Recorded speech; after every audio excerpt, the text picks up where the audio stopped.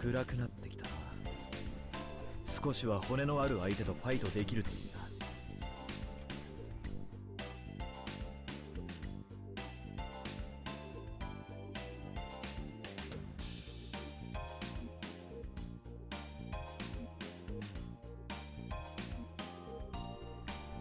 Alright, I think we're good.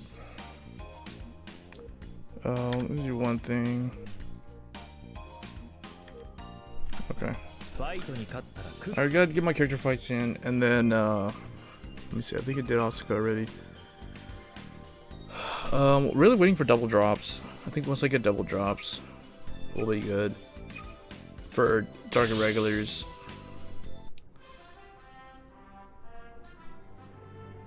Oh, see, and I hate when this happens. Like, why did they even make it so that you can't get any drops?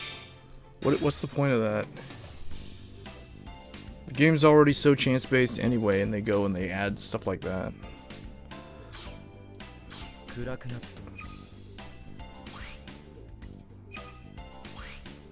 Okay, so we need like 10 games. No, like 5 games. I gotta do like 5 ranked fights to get the 10,000. Go ahead and put this over here. Alright. What else I want to do?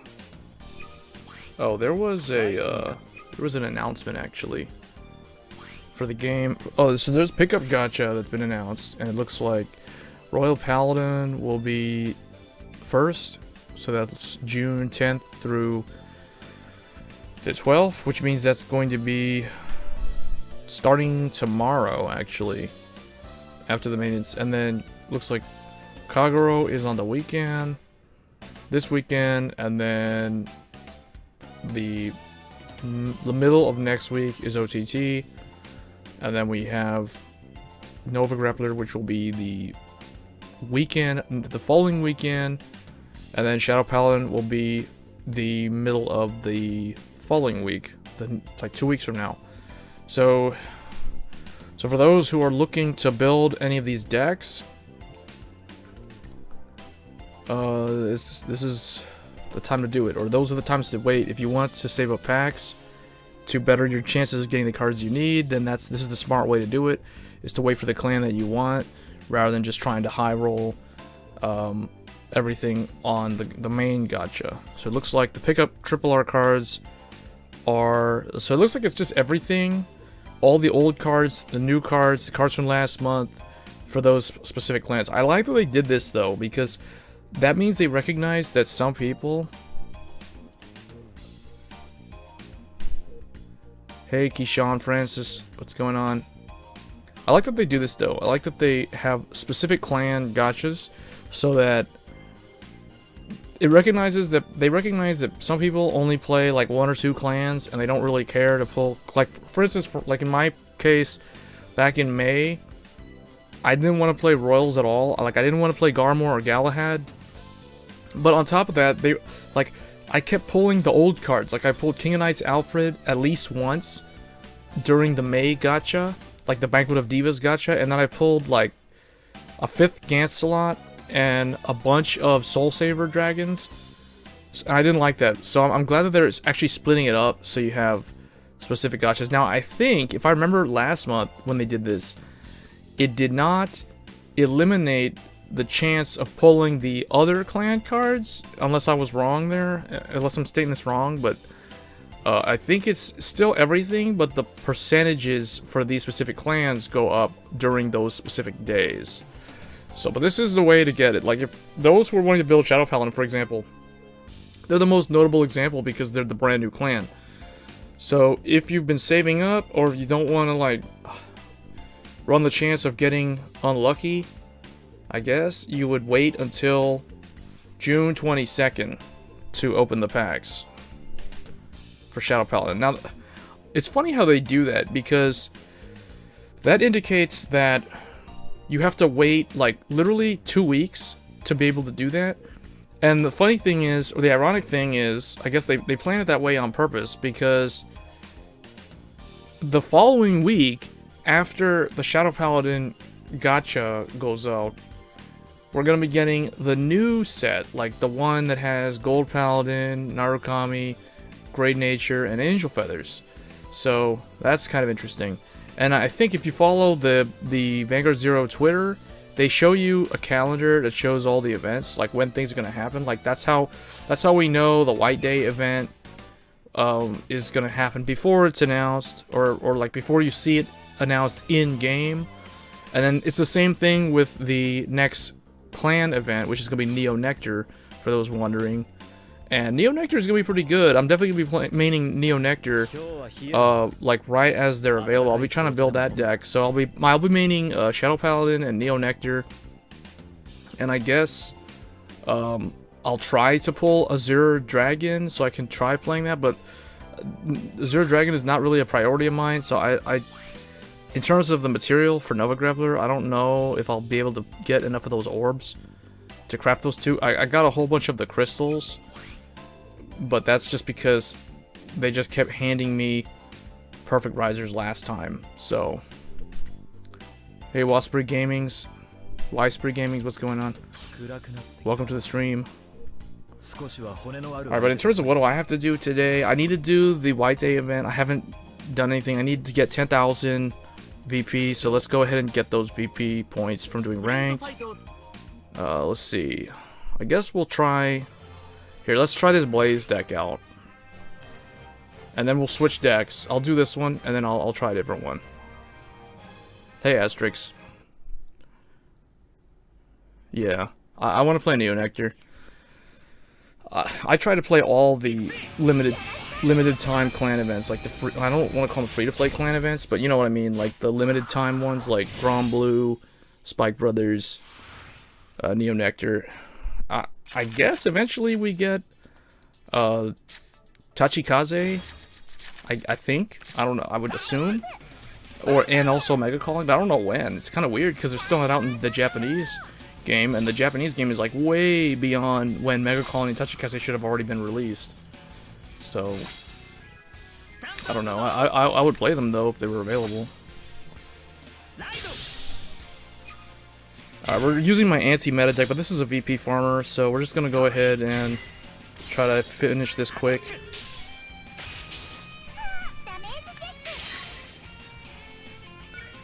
It's kind of sad, like every time you fight a Bermuda, you come across a Bermuda player, you almost always assume it's a VP farmer. It's actually surprising if it's not.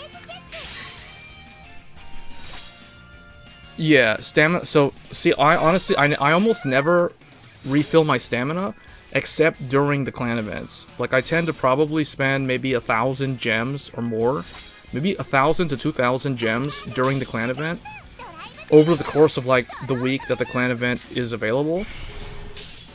Because what I have found, and I've been able to build Grand Blue and Spike Brothers 100%, and that's by playing the clan event every single day that it's available. And on top of that, I try to spend like 100. No, like what you want to do is you want to try to open, I would say 10 to 20 packs a day.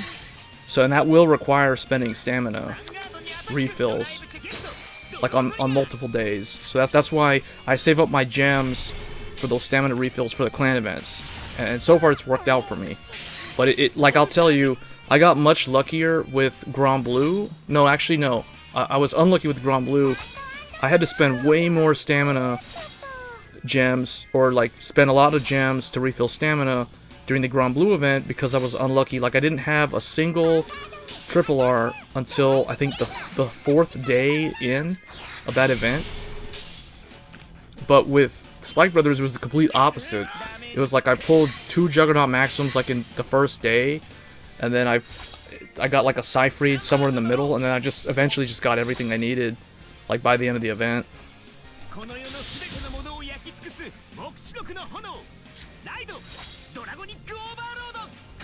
Alright, let's make a 15k here. But yeah, stamina refills are the secret trick to 100% complete all of those decks. And the other thing too is I think Grand Blue one thing that they did improve during the Spike Brother event was that they actually gave you daily... Oh, this person is like much higher than me. That was 30 points. Wow. But they gave you daily ways to get the orbs, if I remember, because if I look at my materials, I have a lot more. Yeah, see, I've got like 345 Spike Brother, like the charge orbs, and I have only 150 Grand Blue. That's because Grand Blue didn't have the daily, so I don't have that many hollow orbs. So, like, what this tells me, like right here, looking at this, the next time Spike Brothers show up, I'll already be able to immediately craft a Demonic Lord Dudley Emperor or a Jelly Beans, like on day one. But Grand Blue is not the case. I'm short 50 hollow orbs, so... But I do have the gems, or the crystals. So, yeah, like I said earlier, especially if you're free to play, it requires playing the game a lot. And I think that's true for any gacha type of game.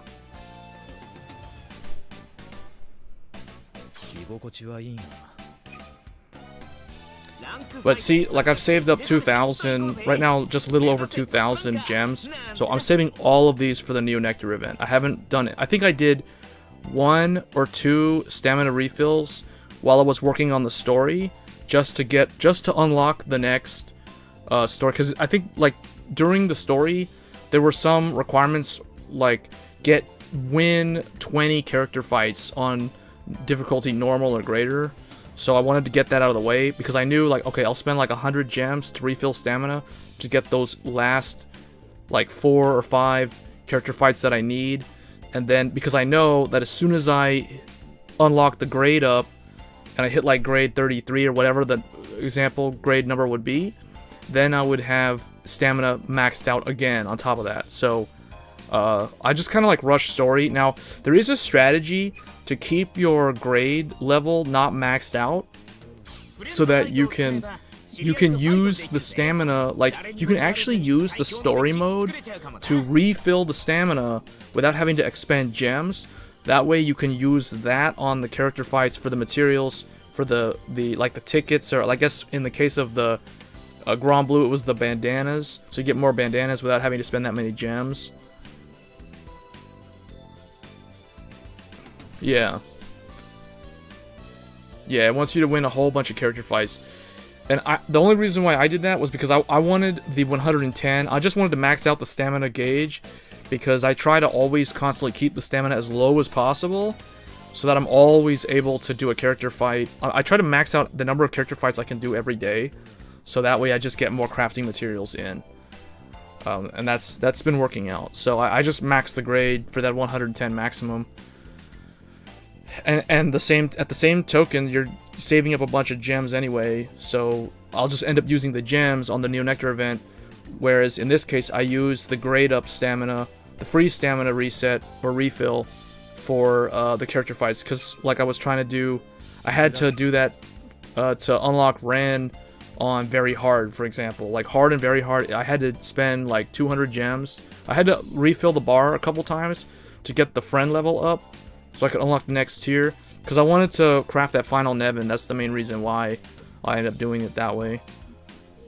But I did it over the course of like 3 or 4 days, so it wasn't like an immediate thing.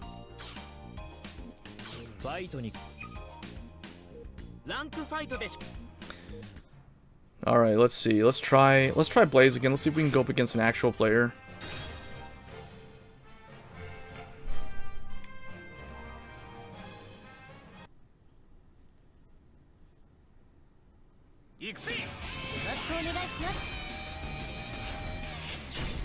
Final turn signal equals VP farming V44 lax latted. Gotcha. This might be MLB. Ooh, this is a really nice open. Well, ooh, the only thing I don't like in this opening hand is I don't have another grade 1, but I'm going to bank on drawing another grade 1 just so I can do that Persona Blast. Just because this hand guarantees that I will cross ride. So okay, see, I got it. I high rolled the bar. That is kind of gambling right there, because it's like if I had to ride the PG, it'd be bad. But I just managed to get it, so I'll take it. Because oftentimes, the mulligan is really, really important, actually. Like, what you send back can determine whether you win or lose. In this case, I didn't send anything back, but I got super lucky on drawing that bar. Alright, so this guy looks like it's MLB, but he's not using Wingull Brave, so I'm a little bit surprised. He's using the grade 3 searcher instead, which is what I would expect people to use like post the nerf, but they haven't nerfed him yet, so I'm surprised that he's using that starter. Alright, so turn 2, we're gonna save the Berserk Dragon. I'll just go into Burning Horn. We're gonna use this to kill off his searcher. So that's the whole point of me running Gatling Claw. Then we're just gonna attack him.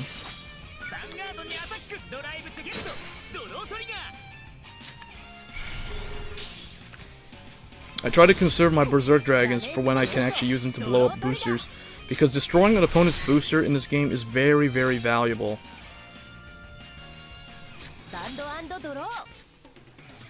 Now there goes his MLB. That's what I want to see in the damage zone. Okay, he rides the trumpeter, but he doesn't have 2 counterblasts, so he can't use the effect. He's got 7 cards. Okay, so he's got a booster. I'm definitely going to use that. I mean, I'm definitely going to use Berserk Dragon to get rid of that booster.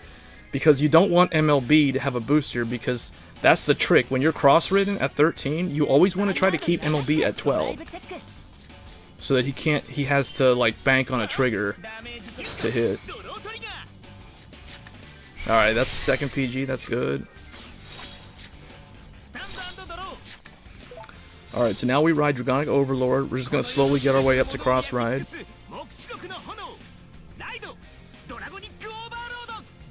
Alright, and then now I don't have a... I wish I had a Bellicosity Dragon here to unflip, but what I can do... What I'll do this turn is I'll probably... I kind of think I need to bring out something... But I can't form a proper 18. So... Because I was thinking... What I was thinking of doing there... Okay, I got lucky. That's a really good heal. That'll help a lot, because I think he's going to try to rush me with MLB next turn.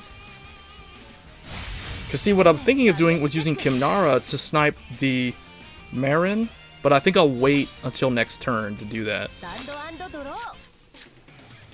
I'm currently Legend 31. Yeah, I think the title of the stream, trying to get that last Perfect Raizer, so that means I'm somewhere between Legend 30 and 50. So I'm Legend 31 currently. Alright, let's see what he does. So, I'm letting him bring out his boosters so I can decide if I want to shut down the left column over there by using Kimnara. But if he gives me 3 counterblasts, like he's going to do right here, I think he's going to give me 4 counterblasts actually. What I'll do is I'll use Kimnara to kill one of them, and then I'll use Berserk Dragon to kill the other one. Although, now I think about it, I could also use Dote to restand. So I might actually go for the Dote plus the Berserk. If I have 4 counterblasts, that's what I'm going to do. I'm going to Berserk so I can keep my booster. And let's see. So, okay, he's going to put me at 4. He's going to go all the way down to 1. So he got really lucky on that ride, on that heal. But that's okay. So now we're going to cross ride. No, I had 4 Perfect Raizers, but I just want the alternate art. Alright, so we want to do the end combo here. The only thing that could happen... Okay, actually nothing can go wrong here. So what we'll do... We will... Let's shut down MLB's column first. Because that's more threatening than the rearguard column. Alright, so let's do this. Let's bring that out. And I guess what I'll do is I'll... Because I kind of want to use Bellicosity, but that's okay. We'll put this here. Alright, so we're probably just going to get 2 attacks here. What I'm hoping to do is I'm hoping to hit a heal this turn. Or at least draw into like a 3rd PG. Okay, that whiff, that's good, but I still have my booster. So it's at 22. We're going to go ahead and use it. Because it draws me 2 cards anyway. So we're gonna swing 19. It's gonna be 1 to pass. Alright, I got another Dote. That's hilarious.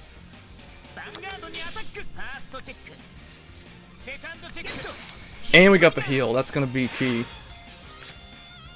Alright, and then I got a hit, so yeah. Alright, so we evened it up. We brought it back 3 to 3. I took out his booster behind, and I have an intercept ready to defend from a rear guard. So he's gonna attack me. The only problem here is it's gonna trigger a PG. I'm not gonna have any counter blast next turn, so I can't do the restand. Alright, so he's got what? He's got Blaster Blade in his hand. He has... I think I saw 1 PG go down earlier. Like on his previous drive check. Alright, he's gonna probably call Blaster... He's gonna call Blaster Dark here. Yeah, so what he's gonna do here, he's probably gonna call down Blaster Blade. Because, you know, the thing is, you can actually do the effect multiple times when he attacks, but I don't think he's gonna do it. Just for the 10k power boost. Alright, so this is going to trigger the PG.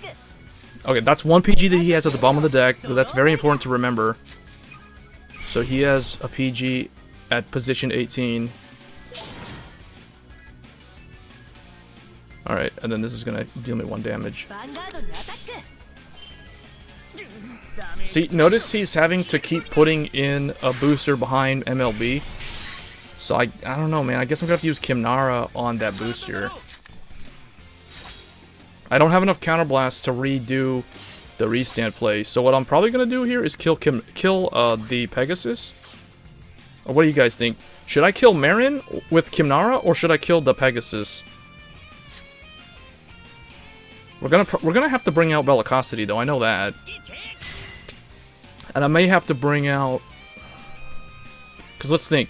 So we'll kill this, kill that. I mean, I have to try to swing to him. So I have to probably attack with this. What do you guys think I should do for the booster, though? Because I kind of think I can leave MLB alone. I should probably shut down that Marin for right now. I think I'm gonna do that. Yeah, let's do that. With the Pegasus, are you sure? Because he... Okay, yeah, you know what? The thing is... if I kill the Marin, then he doesn't have a consistent way. Unless he has Palamedes, he can't consistently hit my Overlord. If I kill the Pegasus, then MLB has to bank on a trigger. How many triggers does he still have left? So he's out 6. He might have 1 in his hand. So let's go ahead and use it on the Marin. I'm going to use it on the Marin, because I've got a PG ready. I got 2 PGs ready, so I can take him. Alright.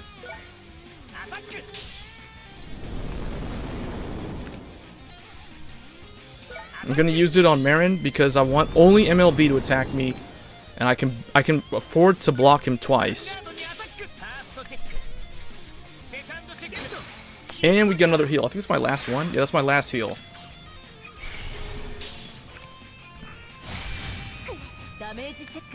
Alright, so now let's see what he's got. He's gonna have he used up his Trumpeter and his Blaster Dark. I think he has a Blaster. He's got a Blaster Blade in his hand. So he's probably gonna retire my Bellicosity with it. Oh man, he keeps drawing into those Gancelots. Yeah, so here's Blaster Blade. So what's he gonna do? Because the thing is, if he retires Bellicosity or Berserk, okay, I see what he's doing. So he's able to do. He's okay. He does have Palamedes, so that's okay. That's okay. Because let's see. Okay, maybe I should have retired. Well, no, it's okay. I think it's okay. This will trigger the PG, so I'll be stuck with only 1 counterblast. That's the only bad thing. I wish I could have taken another damage.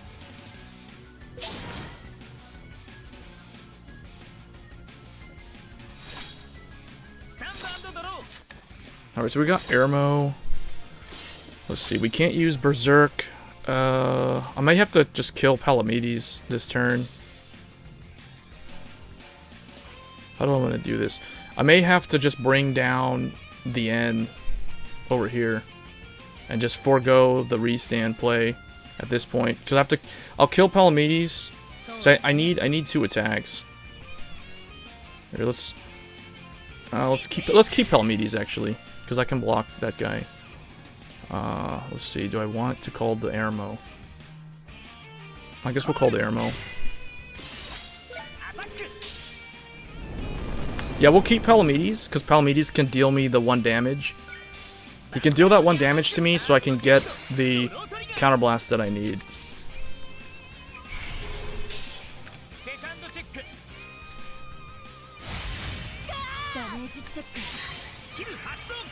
Alright, let's,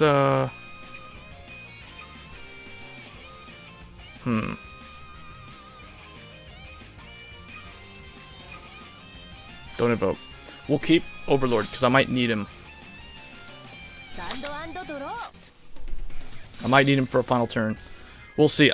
Because I only have 1 PG in my hand. It's the only PG I have left. So let's see what he can do here. Okay, he needs to give me at least 1 more counterblast so I can do the restand. And he's got no interceptor. So the problem is if I attack him and if he PGs me, I can't do the restand. So I'm going to have to kill Palamedes on the first swing for the restand. Alright, so now he knows that I have no more heals and I have no more perfect guards. So now the question is, does he have... I know there's 1 perfect guard that he doesn't have, because I saw it when he was at card 18. So I think it's like card 6 or 5 in his stack right now. Alright, we have to try to end this turn. The only problem is he denied me a damage. So I only have 1 attack to the Vanguard. Unless I... And I don't have any more triggers, so unfortunately I think we're probably going to lose. Let's see. We'll just put these guys out at this point. I don't have any more triggers, so I can't really do anything. Except do this.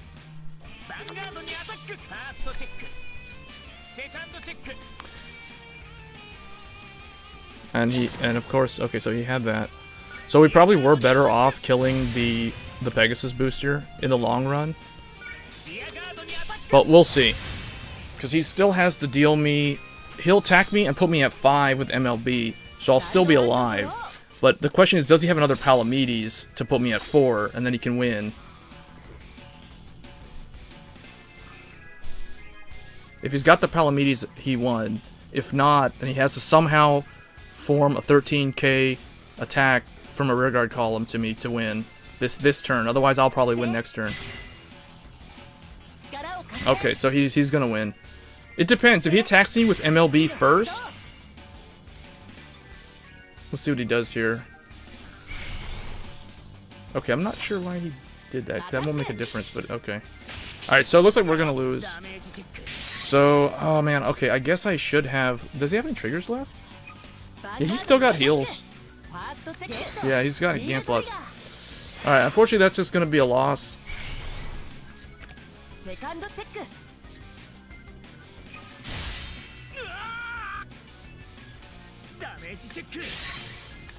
That was still a good game though.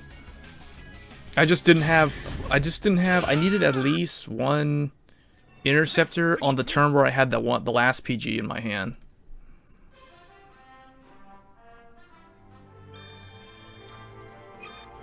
Alright, so let's, I don't know, do you guys want to still see more Dote, or you want me to try a different deck? I mean, I could try the regular one. Like, this is the more standard build. This is not the one I've been using.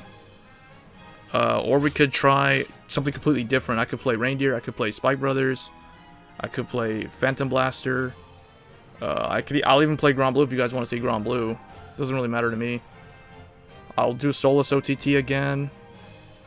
I've played a lot of Shadows and OTT, though, recently, so I kind of would prefer not to play them, but I'll play them if you guys want to see it.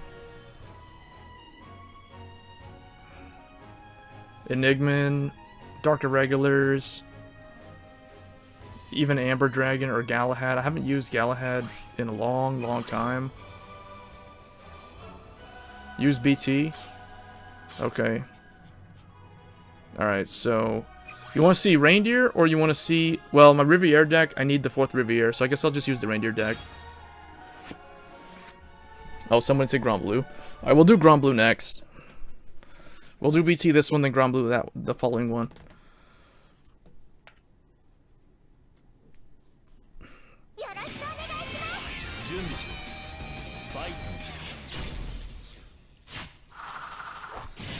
Okay, Revolver. I think I played Revolver before. That name's familiar. Alright, with this opening hand, you want to send both of them back because you don't want either one of them as the Vanguard, but you keep the others. I mean, technically, I could have kept Serum to be safe, but I would prefer not to ride that card as the Vanguard, so... Alright, so we have to... Unfortunately, we have to do this, so that... let's see. Where do I want to put this? I guess I'll put this over here.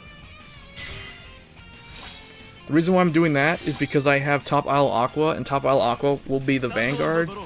Unless I draw into a Pearl Sister, Perle, then I can use that as the booster for Perla as the Vanguard. So the cool thing about Bermuda is you can protect them from Berserk Dragon by bouncing them up to your hand using Perla.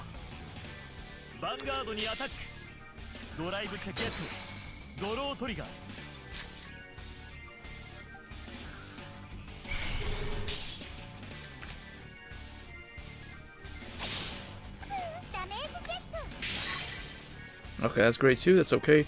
I really need a grade 3. I'm trying to draw into a Reindeer at this point.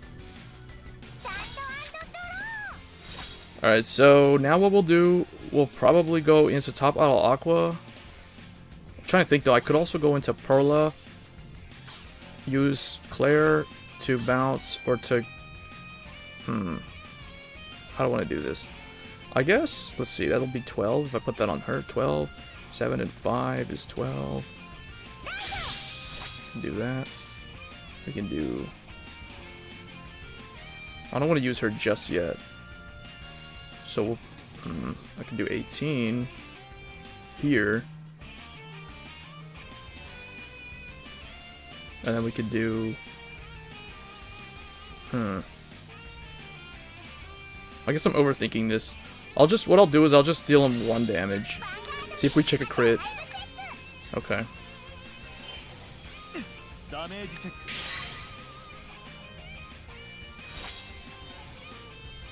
Because the other thing too is right here, sometimes if you put the booster behind the Vanguard, they'll just ride Tejas and attack the booster or the starter.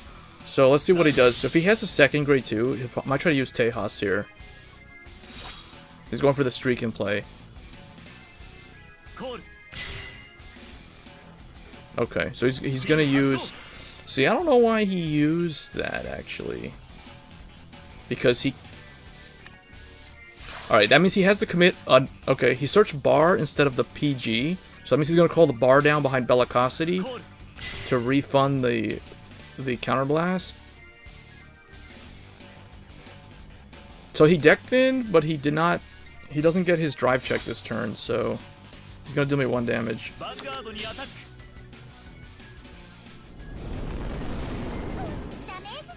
Oh, that was the card I would have drawn too. Oh, that's the card I needed. Hopefully there's like another... Maybe there's a Pacifica or something right after it.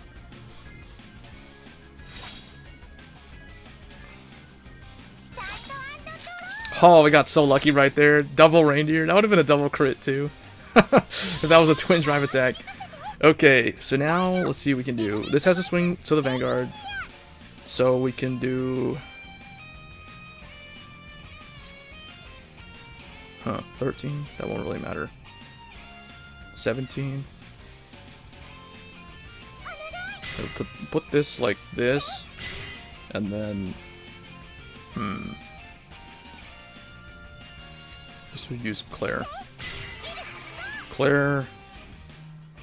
This is what? I can make that 7. I can make that 15. We'll go ahead and make that 18. I'm not sure why, but we'll figure it out. We'll figure it out.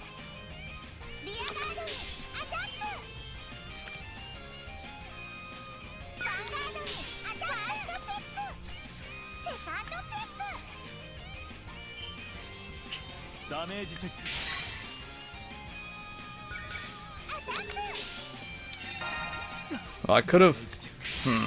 Well, I got rid of a PG. I'm trying to think, is there another thing I could have done? Actually, it's okay that I have 2 intercepts there because he's gonna have a critical on this turn. Let's see if he cross rides or not, though. Because if you do the Streakin' play, I feel like if you use Streakin', it's probably better to forego the cross ride for the Dote play, assuming you have 2 of them. Oh, but he rode this thing instead, so he won't get that. I mean, he'll still get the critical. This thing can still swing 17 to the Vanguard. But now he's going to need to bring out like a Berserk Dragon to burn a column or something like that.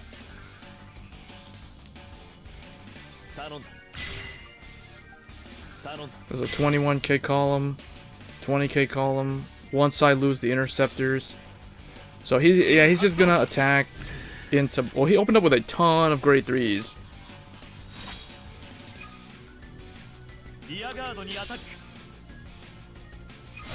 See, look at that. He's already out a bunch of grade 3s.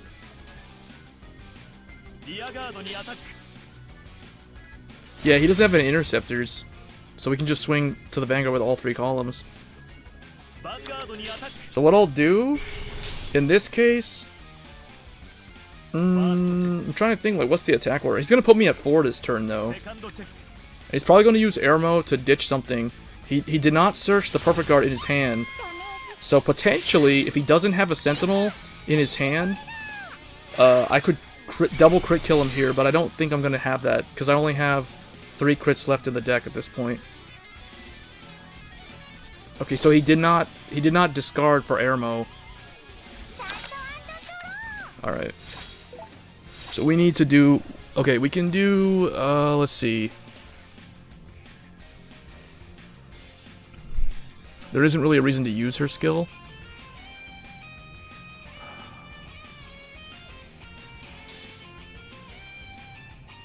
Huh. Sedna can... I think I should do... 14... No, whatever. Just make that a go there. In fact, I don't even know if I need this to fight.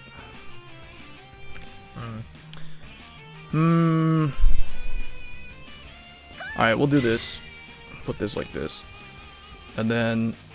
Yeah, let's do this. How strong is that? That's 13.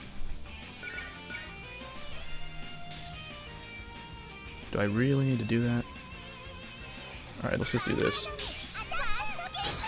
Okay, I should have attacked first with that column. That's okay. So now I'm going to make this go here. We're going to use that other column.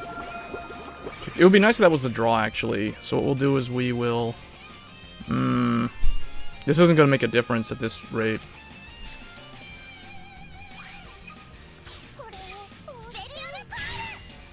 Let's see what the second trigger is, so it's nothing.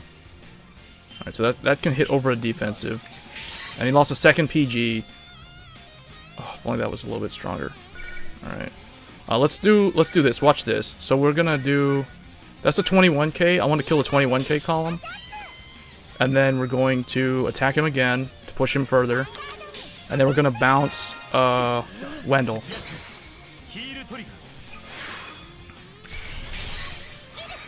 We're gonna bounce... actually, no. We're gonna bounce... Yeah, we're gonna bounce Wendell. Alright. So he can't just attack into it. Alright, so he's out 3 heals and 2 PGs. So things are looking pretty good. We're only at 2 damage and we have a PG in hand. And we have 2 8k boosters. So if he doesn't use a Berserk Dragon, he's gonna have some trouble here. So it looks like he doesn't have Berserk Dragon. So this is looking pretty good right now, actually. I don't... Oh, he just ditched a PG? Why? He just threw away a Perfect Guard. I guess he's trying to draw into Dragonic Overlord the end? I'm not sure what his game plan is here, to be honest.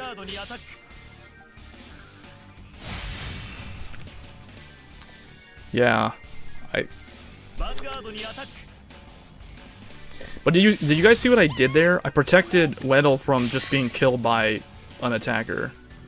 So I can reuse it, because it might come in clutch. Like if I draw a Girls Rock Rio or a Kareen heal trigger, I'm going to use Weddle to bounce it up so I can get extra attacker.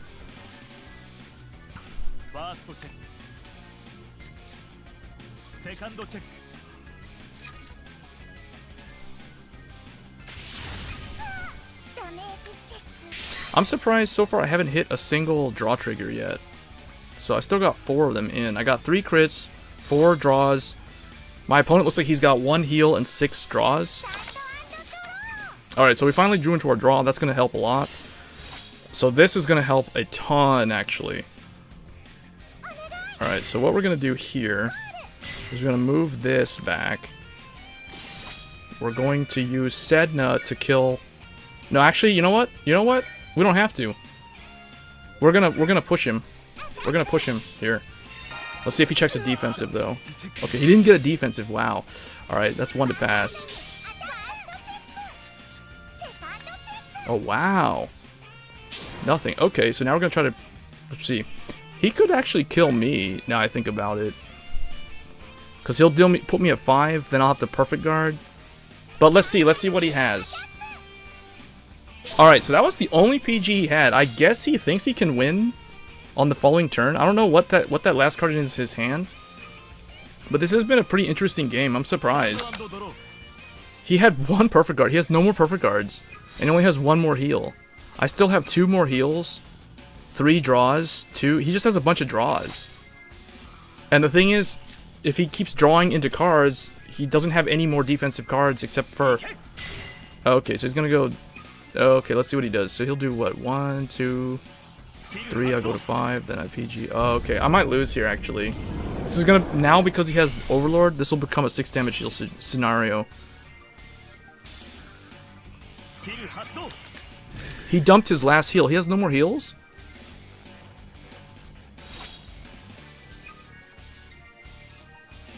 But it's still turned into a 6 damage heal situation, though.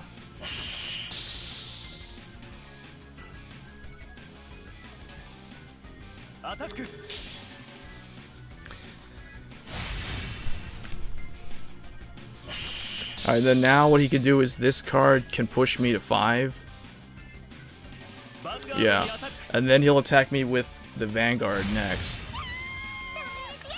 Okay, that's gonna help a lot, because this will be 12 and 6, this is 18, so now he's gonna need a trigger. So now, he might get one though, because he still has a whole bunch of draws. He might get one. Come on, just don't get one. I'll live if he doesn't get one. Oh, we survived. We're gonna win now. We're gonna win now.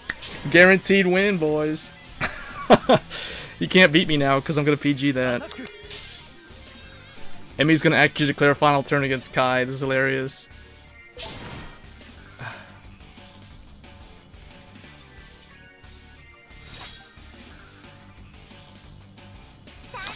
Because he doesn't have any more heals and any more PGs. So we basically win.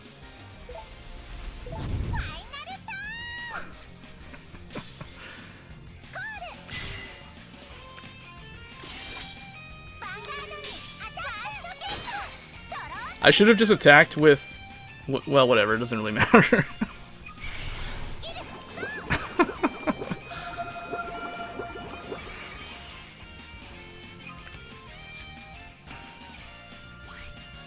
Oh, I called the wrong one back. Oh well. This is hilarious. If I check another trigger, I'm gonna bounce Rio up and draw a card. Oh man, that's hilarious. That's how you beat Kagero with Bermuda Triangle, guys. Now, granted, the guy did not have any interceptors, so yeah, I was kind of expecting to lose that. In the second third of that game, but oh well, we managed to pull through. That's okay. I think my opponent kind of sabotaged himself when he threw away that perfect guard. I'm not exactly sure what he was going for with that play, but I'll take it. All right, so we'll go to Grand Blue next. Because you guys wanted to see Grand Blue. Haven't played them in a while, actually.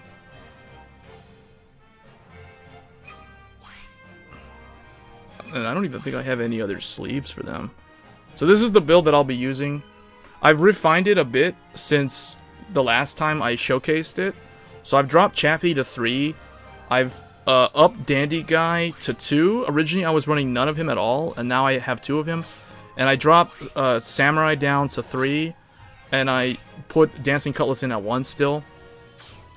Just because you have, if you're sitting on Basskirk, you can potentially use Dancing Cutlass like multiple times. Like you Superior Column from the drop zone with the Witch Doctor. So there's that. Like, I'm the person who feels like, actually, you know what? I might actually run. I'm thinking of running 5 crit, but I think we'll just leave it like this: 4 crit, 5 draw, where your main ride target is Basskirk. However, if you do have to use the Spirit Exceed, that is not bad, because he's the 11k Vanguard. So we'll go with this and see how this does.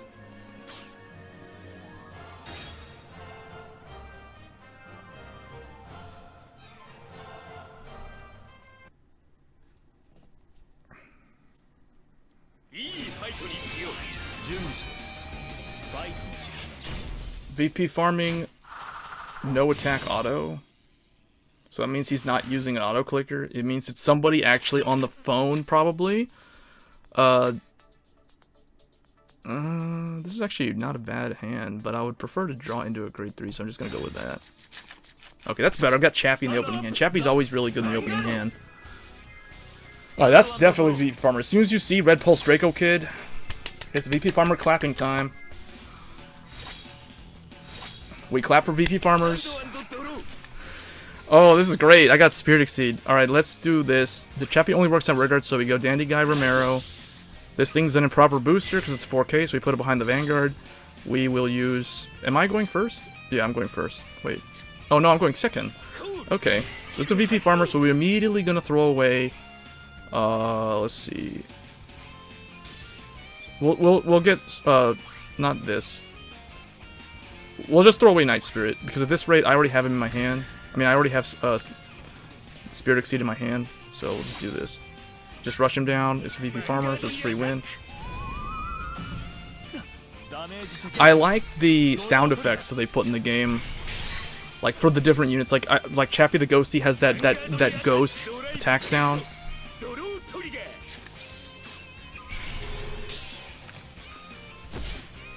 I mean, even though we're playing against a VP Farmer, I'll still call out the play so you guys can get an idea of how to play the deck.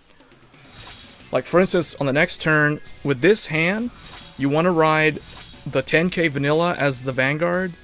You could also go Ruin Shade as the Vanguard, just for the potential mill. So, actually, you know what? Let's do that. Let's go Ruin Shade. Keep Chappie there. We're going to go ahead and pull this back. Form a 16k line here, because that's good against an 11k Vanguard.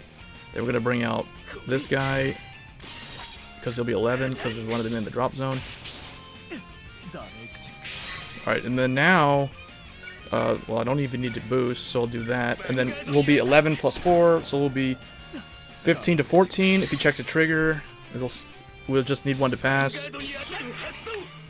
So he milled 2 non-triggers. So what you want to see when you mill, it's okay to mill perfect guards. It's not okay to mill the triggers. That's what you want to not see happen. So it's okay to mill the PGs. I mean, people who complain about milling PGs, or people who complain about soul charging PGs or triggers or stuff like that, they probably shouldn't play these type of decks, because that's just the nature of how the deck works. It's just a thing that can happen. Let's see.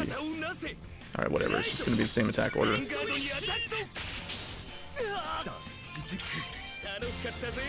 Alright. Now, since that was a VP Farmer, what, you guys want to still see Grand Blue, or you want to see something else?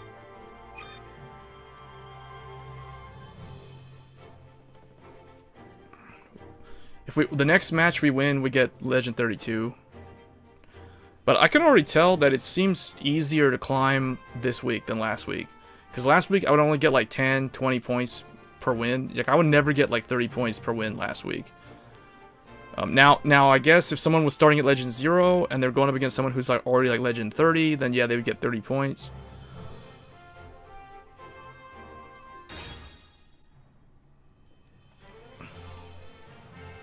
But what do you guys want to see? You want to see Spike Brothers?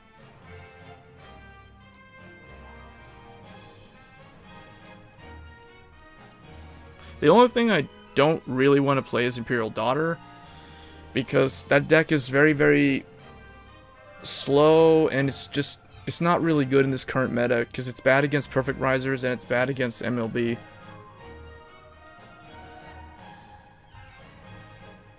It's actually really bad against Perfect Raizers. That's like the hard counter to Imperial Daughter deck. Like, it'll just auto-lose most of the time.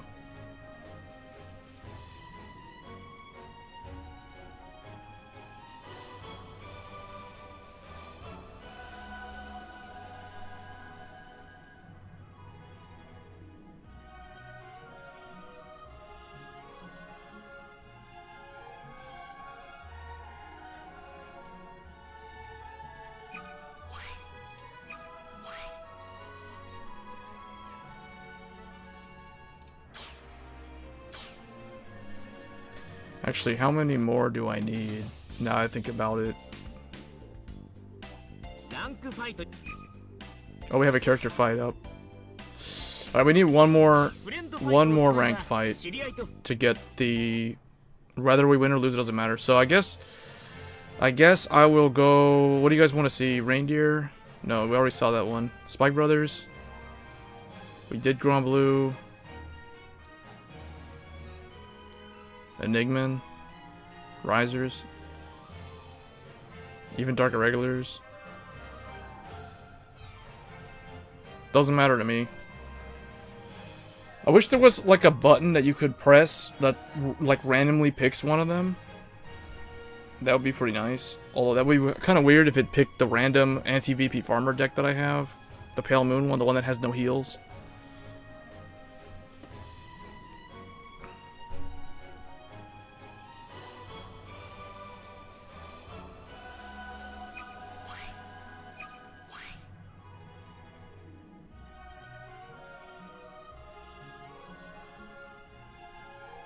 Alright, I guess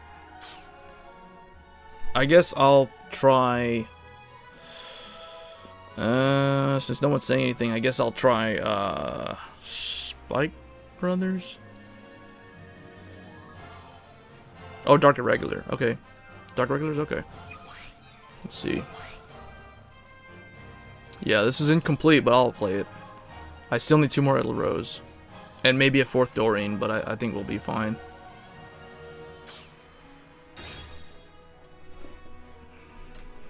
I just gotta remember, so this is a 9, this deck is 9 draw, so it's okay to attack Vanguard into Interceptor. 50-50, either I win or lose. Hitori. Alright, so that's actually a pretty good opening hand. But I will drop 1 Gwyn because I won't have that much counterblast. In fact, I'll also throw this back because I don't want that as a Vanguard. I kind of want Amon as the Vanguard. I'd rather have NLK as the Vanguard than Demon Eater.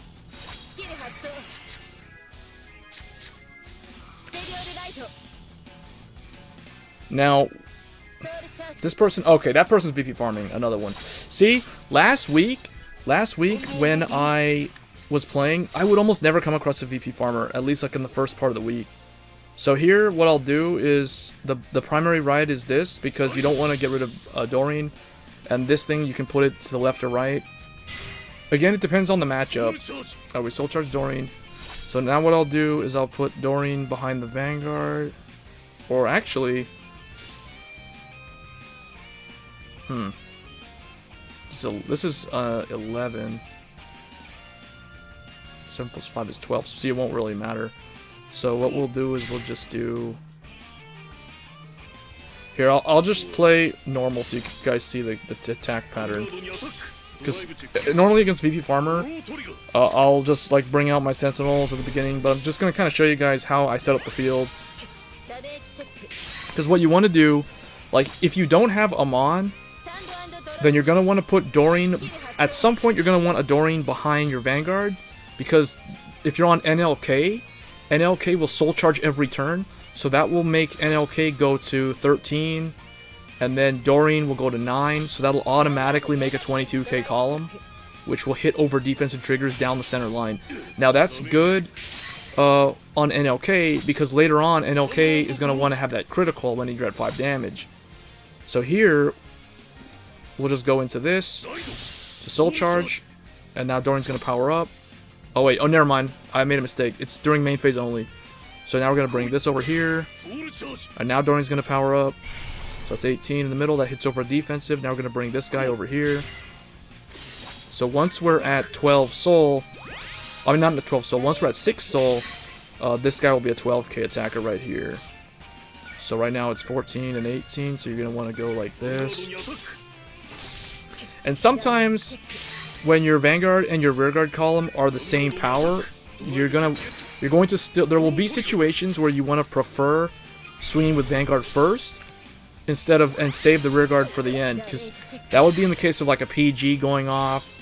You're trying to fish a PG out of their hand with a critical, or just if they're at 5 damage, and then you're going to want to use the, you're going to want to pass your triggers over to your standing column, so your standing column can hit over a potential defensive 6 damage heal. So the attack order does always matter. Alright, so it looks like Demon Eater will end up being the Vanguard, the main Vanguard.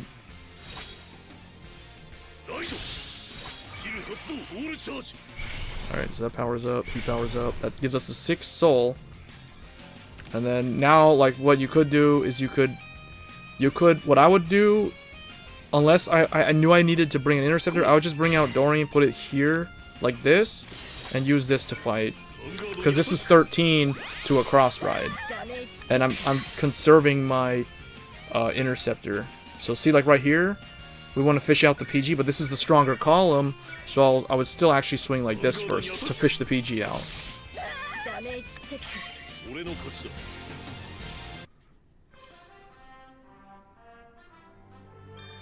Alright, that was 30 points, so that was another person that's climbed pretty far up there. Because if I'm at Legend 30 something and I'm getting 30 points off of that win, that means that that person's probably already like past Legend 50. Because I don't know what the cutoff is. I haven't figured it out yet. I don't know if it's like if you have to be like 10 levels above to get 30 points. I mean, like, if I'm Legend 30, then the guy has to be, my opponent has to be Legend 40 to give me, I think, 20 points or something. And then Legend 50 would be 30 points. So that was probably someone that was in top 1000.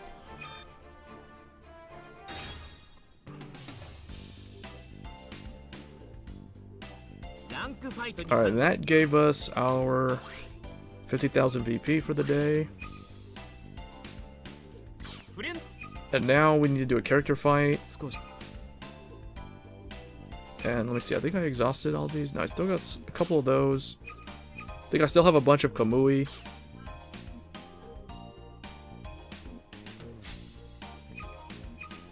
What means what? I guess I could do this, or I could do... let me see. Quick fight. Means... What makes sense? Oh, the attack order thing? Oh, you know what? I think I have this... I have the stream on normal latency. That's why the chat seems to be coming up so... There's a huge delay. I hate that, how when I click on... I try to always make the stream be low latency, but it doesn't save it every time. So, I apologize if there's like a delay in my response to the chat, because it shows up like way later.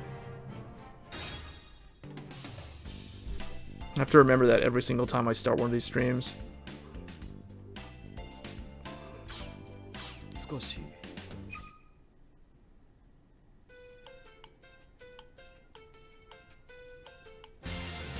Alright, so we need to do our daily White Day memories. We're on the final round. Let me get my 3 from the model room. Always check the model room. It changes every single day.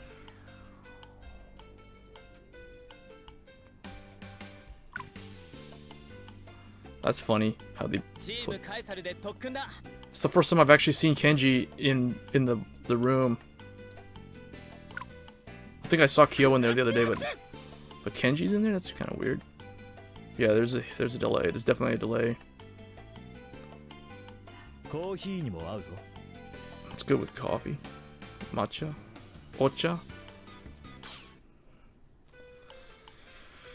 Alright. So we got 17 dice. And we still have our 3 daily free special dice. And what I do is I save these for when you get close to the quick fight.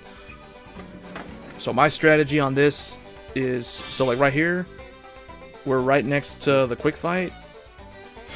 So I'm gonna roll my gold dice on a 2.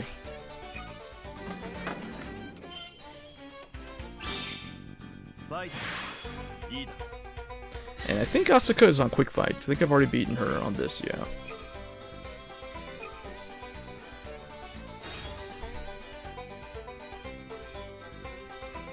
And then now you just roll normally.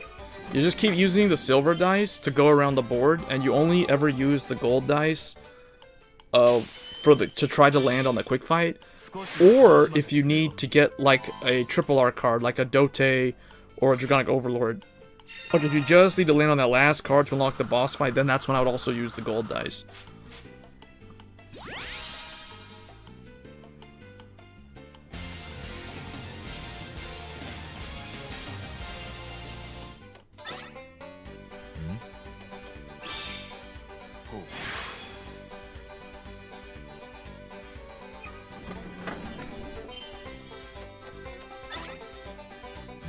Wow, he's... Okay, I was gonna say he's almost like... By rolling a 4, he's missing out on so many of those balloons and stuff. Oh, I'm not getting the cards, I need cards. Need to get that boss fight. This event is... Okay, so it's up until the 12th? Oh, so it's already almost over, wow. That means there's gonna be a couple of days where there's no event. It's just gonna be this, and like there'll be a gap between this and when the Neo Nectar event happens.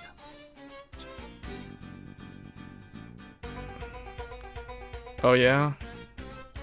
See, so now I'll roll a 3 to land on Tetsu.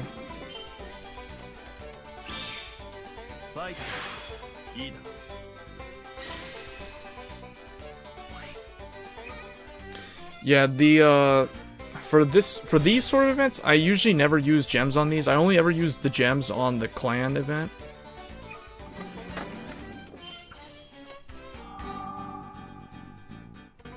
Yeah, I only need I think 12,000 flowers total to ensure I have the character sprites. And then any other flowers on top of that will be for the actual items, like the actual room items. Because what I do... Here, I'll show you guys what I already unlocked.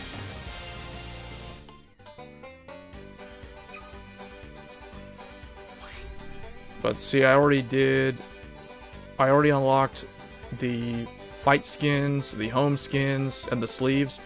All I need are the actual, like these, I guess the room character.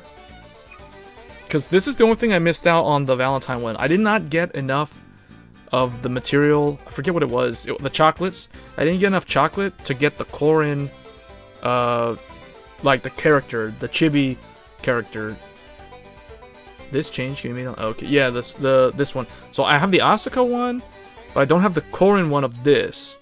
But I do have like all the other things, and I also have at least one of all the other like the in-game room items.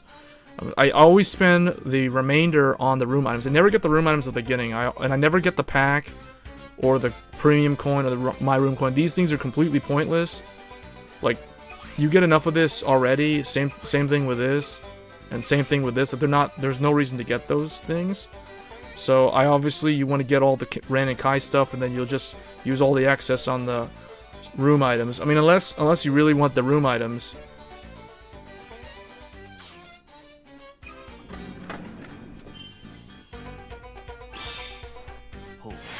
But these events are pretty easy to do. I mean, you don't have to really high roll on them. As long as you do these events every day. I guess in my case, the only way I would have gotten that coin is if I would have had to spend some gems. Probably like 200 or 300 gems. Because I was short like 2,000 chocolates at the end.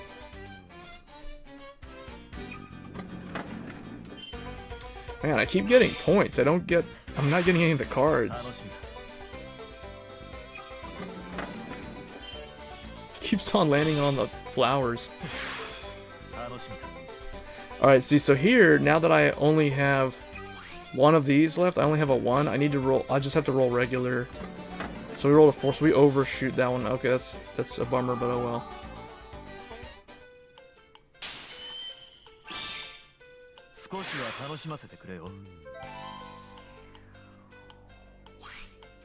Oh, at least they give you the option to just do the free, so you can do a free roll.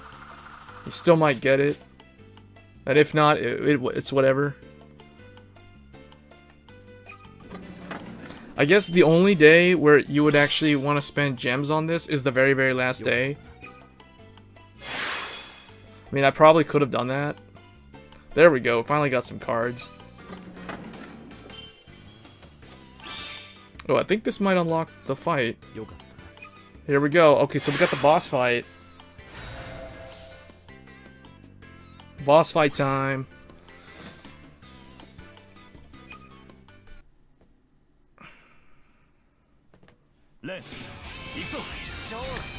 I don't understand why they card fight. It's like, what's the backstory on why they're card fighting on White Day? It's kind of weird. The same thing with the Valentine's Day thing. Alright, this opening hand, I guess we'll send the Halem back. And maybe Burning Horn. Yeah, I'll probably do that. Alright, I mean, drawing the heal is not that good, but it's okay. We got Dote, that's what I wanted to see. We'll go ahead and put this over here.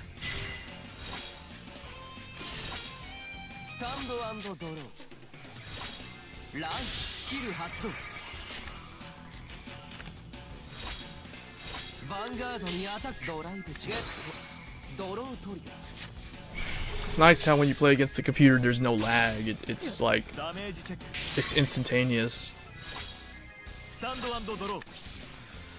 Okay, now we'll do this, and we will do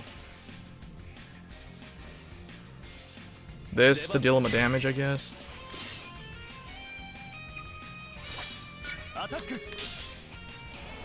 And we can use the Conroe later on. I mean, I can put Palamedes, not Palamedes, Dual Axe Archdragon. I just call him Palamedes because he's the same sort of effect. We'll put the Dragon Palamedes in front of the Conroe, but I think I'm probably going to use Conroe next turn. We'll see.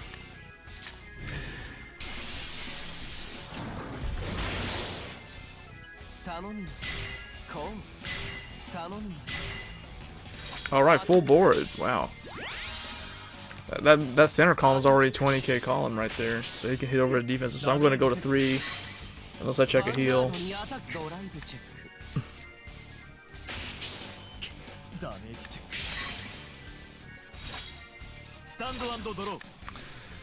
Alright, oh man, I kind of want to ride Dragonic over the end, but I don't have him in my hand, so we'll just go with this.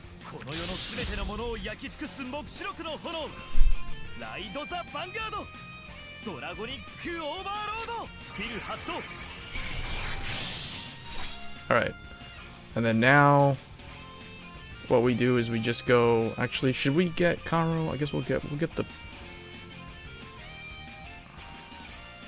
yeah, we'll go ahead and get him.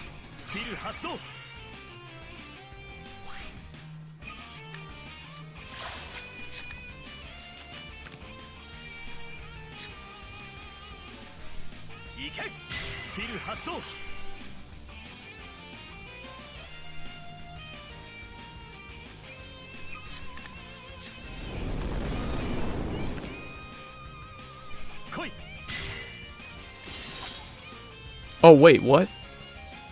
Oh, I didn't even realize that's 11.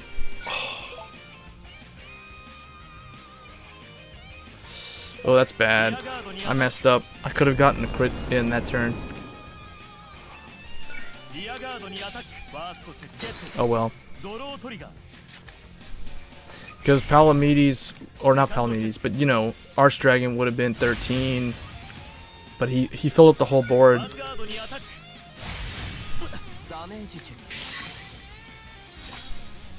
Oh man, if I knew that, I forgot that it's hard mode. That's why for some reason I kept thinking that was a 10k.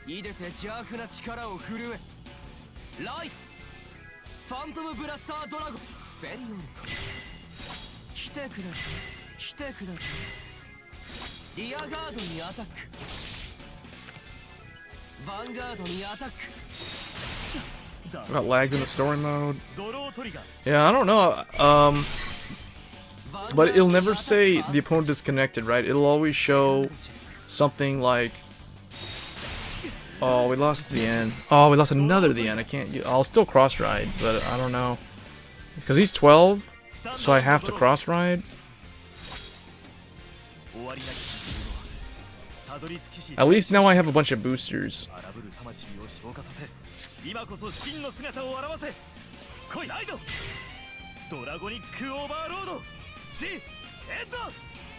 Okay, unfortunately that's gonna be only 21. I know I still have one more. Oh no, I don't have any more at the end in my hand or in the deck at all. Wow. Okay, so we can do the Overlord booster here, and then this will be here, and then this will be here. Because this can swing 23. So we'll just do this. Just whatever. Wait, I gotta think this through, because he can still attack me. He can attack me twice. He has to kill off my Streakin'.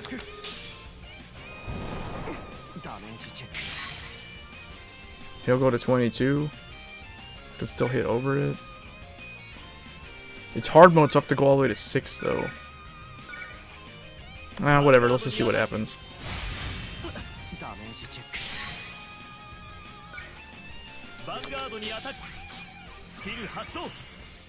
I need like a heal trigger here. Okay, there we go. At least one of them came through.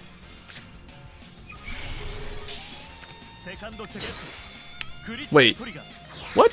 I don't have more crits in my deck. Oh, it's a story. It's a fixed deck. Oh yeah. Oh, and he did not have... Wow, okay. We just straight up won. I didn't even... I completely forgot that wasn't even my deck. That was a pre-constructed deck. Wow. Okay.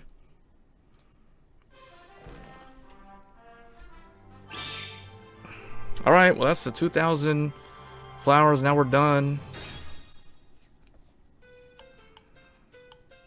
Because I think it goes up to 30 laps. Yeah. Okay. So it's complete. So I think that gives me the achievement. Tap. What? Okay. I think that was it, right? Like, if we go in here, time limited, defeat the boss of White Day Memories. It says tentative. Like he'll be back, or it might not actually happen. It's tentative. All right, 30 rounds. I think this goes all the way up to 50, if I remember. I forget on the Valentine's Day one what was the final title on that one. We're on lap 26, so we'll most likely get it.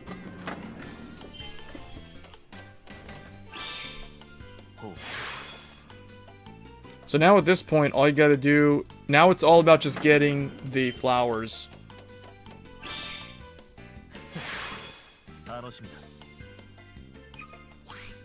So we got a 1, so I need to roll like a 1 or a 2. No, I need to roll a 2. Yes, I rolled the 2. Alright, and then we use the final free one to make sure we get the multiplier next time.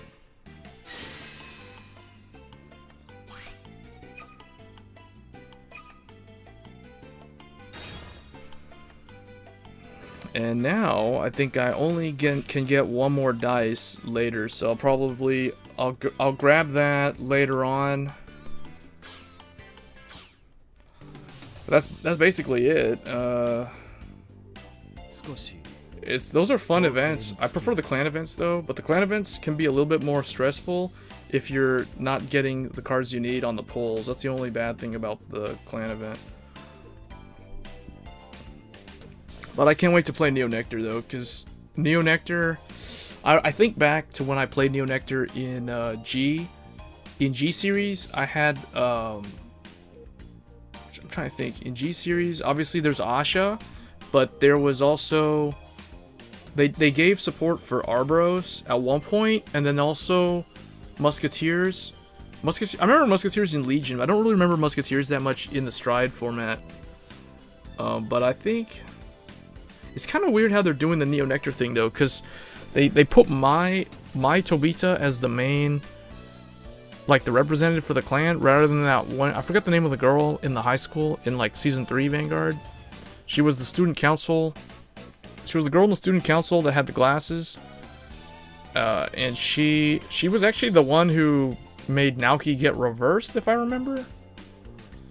I forgot her name, but I thought she was gonna be the Neo Nectar, you know, like the character representing that clan, but instead they chose Mai. I mean, I understand why, because Mai, I think Neo Nectar debuted and Mai used it in season 1, if I recall, and that's why.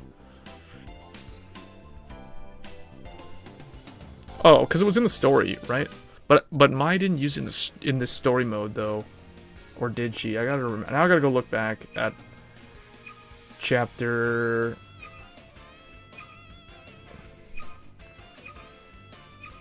Some of those I still need to 3-star, like this one, Kyo's Revenge. Because what do you get from the 3rd star? Is it just like 10 jewels?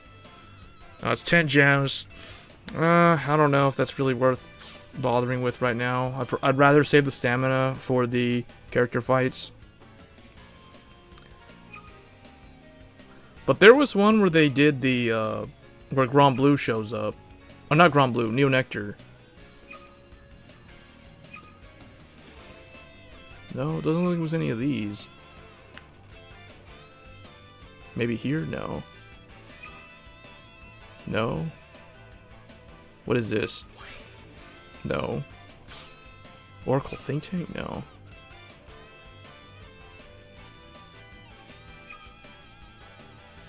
Okay, well I don't know we saw it like in this season before they made the max grade 40.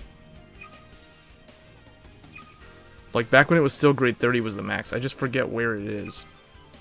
Maybe maybe it was those random characters that were that team representing Neo Nectar, but oh well. Let me see. If I have to fight the Neo Nectar people for the 3rd star, I'll do it. What's this? No, I don't wanna, whatever.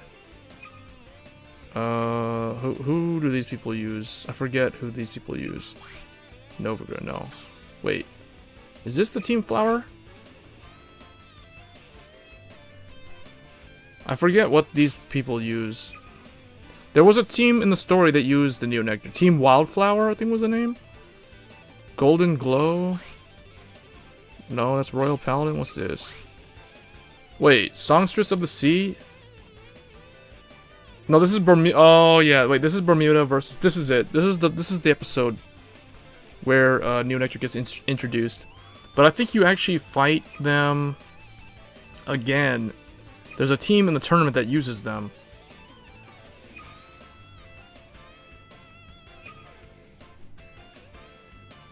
Oh, I need to go back and do this one too. Wow. Wait, that was it? What? Where was that team? Was it Misaki? And it was Kamui, I think. Kamui and Misaki had to fight the people that used the wild team. Yeah, Team Weed. Yeah. No, it wasn't. It was not that fight. I know. I remember that one. It was before this one. Oh, it may have been this. Team Wild Angel. These people use Neo Nectar. But I don't have to 3-star anymore, so I'm not going to do it. Oh, man, I can't wait to play Neo Nectar. 少し調整につきランクファイトで昇格すると Alright, I guess I'll do a couple more ranked fights, I guess.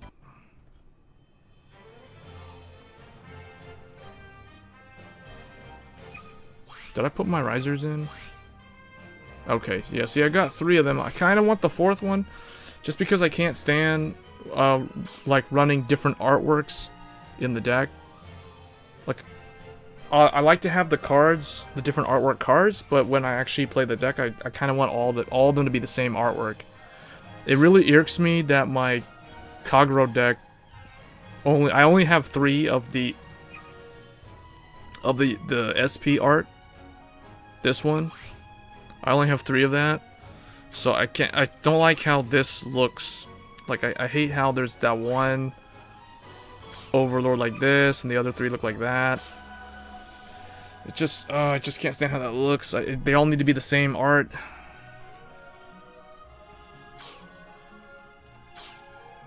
That's my only incentive to get Legend 50, is I can't stand having mixed artwork in the same deck.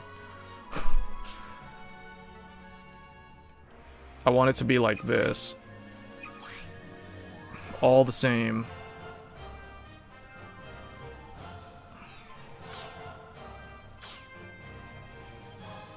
Alright, what do you guys want to see? Since I hit Legend 32, I don't really care if I lose. So if you want to see me play like something like Imperial Daughter, I'll do it. If you want to see Imperial Daughter. It'll be, I think it'll be pretty hilarious against MLB, actually. But no, it won't be good against MLB because he'll be at 12k in the second half of the game, and then you'll just be swinging as an 11, trying to check for a trigger. But it'd be pretty funny if it actually went off, though.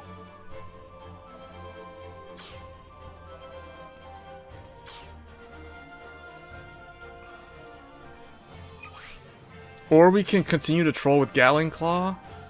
Gatling Claw is hilarious because the opponent doesn't know how to behave, or they don't know how to react to it. Some people react properly, some people don't really know what to do, and they just kind of play along with you. Like, I'll ride up past turn, they'll ride up past turn, I'll ride up past turn, they'll ride up past turn, I'll ride grade 3, they'll pass turn, I'll cross ride, then start attacking them. Try to at least deal them 2 damage that turn. So it wasn't all for waste. It wasn't all a big waste. It's also based, it's very heavy on the mulligan. But the reason why I made this deck, yeah, okay, we'll do Imperial Daughter. But the reason why I made it was because I wanted Blazing Flare Dragon to actually see more play. Alright, let's go with Imperial Daughter. This will be funny. Let's see who we go against. Who's gonna be the unlucky person that has to deal with this? Oh, it's Ren. I'm kind of bad at this game. 6102. Maybe it's just a VP farmer. Oh, they have no sleeves or nothing. I guess send this back. And this. Okay. Maybe we can still play standard with Amaterasu until we draw into Imperial Daughter. It's basically the deck has 2 forms.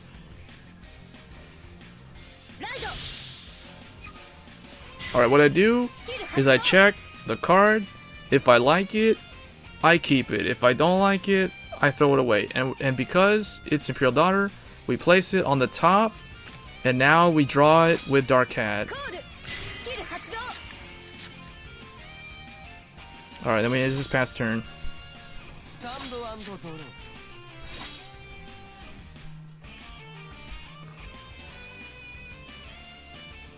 Okay, it's VP Farmer. Yeah, I figured when they say that I'm kind of bad at this game, and they have a name like 6102. It's probably VP Farmer, and they have no sleeves. It's probably VP Farmer. They start showing up in the second week, like I said. Right on schedule, they just show up.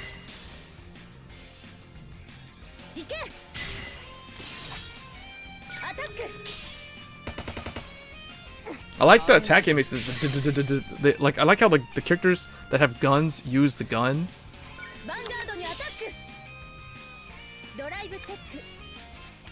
And characters that are like ghosts, they have like a ghost, like a like a Super Mario boo sound to their attacks.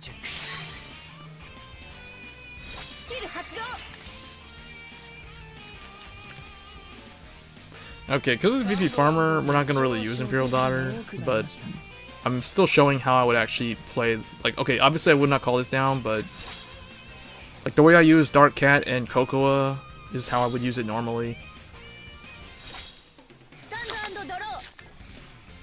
So now we just play standard.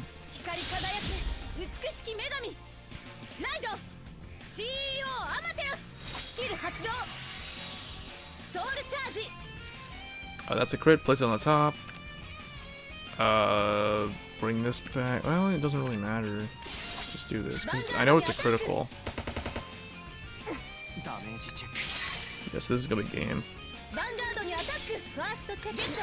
Now that opponent was really, really unlucky. They got like no triggers on any of those damage checks. They're probably gonna go off now twice in a row. There's one crit, and here comes the next one. Okay, wow, one trigger out of all of those? You still want to see more Imperial Daughter, or do we want to change? That's interesting how... So what is this? This was... It's interesting how OTT has some really good sleeves. Like, most clans, I've noticed their level rewards are just the vanilla. Like, Undus would be 10, Bar would be 20, Nihilum would be 30, and Dragonic Overlord would be 40. But here, OTT actually has things that are not the vanilla. They have Losange Magus at 10, they have Cocoa at 20, they have Silent Tom at 30, and they have CEO at 40. Okay, the one at 40 is always like iconic card representing the clan. Like with Pelmon, it's Lukie. With Kagero, it's Dragonic Overlord. Retire Kagero. Okay, you want to see? That's the Gatling Claw one. Okay.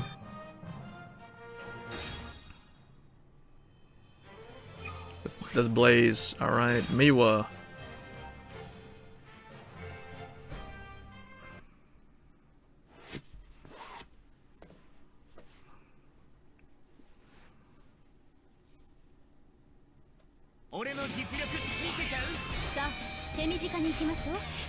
Wanting complete shadows, Rensu Sugimori.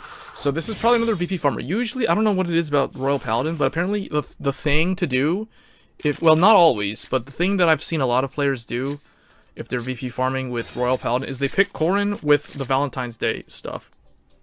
And the moment you see Galahad, you know it's a VP farmer. So it's Galahad, so it's another VP farmer. Wow. So they're starting to show up. They're certainly starting to show up. But this is what I was talking about in the last stream. Like, the number of VP farmers is just gonna go up linearly, like, throughout the week. It's just gonna go up, up, up, up, up, up, up throughout the week. And the last 4 days of this clan season, that they basically, like, go like this. They exponentially go up at the very end.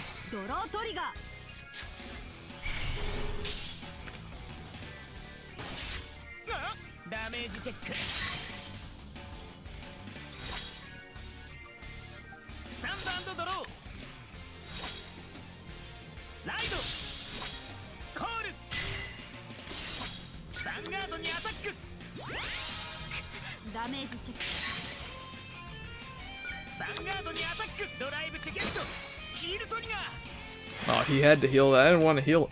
I was hoping to have, like, at least, hopefully they would crit me, and give me 2 more damage so I could do at least like a Dote play or something.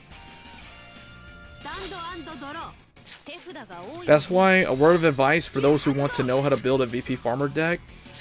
If you want to build a VP farmer deck and passively get like ranks up, when you make your VP farmer deck, run 9 crit and like 4 of some other trigger. Like if you want to be a troll, put 9 crit, 4 heal. If you want to be like a VP farmer that's anti-VP farmer, go 9 crit, 4 stand. Now honestly the stands don't mean anything in a mirror match where you're AFK farming, but if you're not AFK farming and you're just VP farming, like where you're actually sitting there watching, then you're going to want the 4 stands and the 9 crits. You're not gonna want the heals because you don't care about healing. You want every single offensive trigger you can get to maximize your damage output. Because you're still gonna build columns against the VP Farmer decks to get those quick wins in.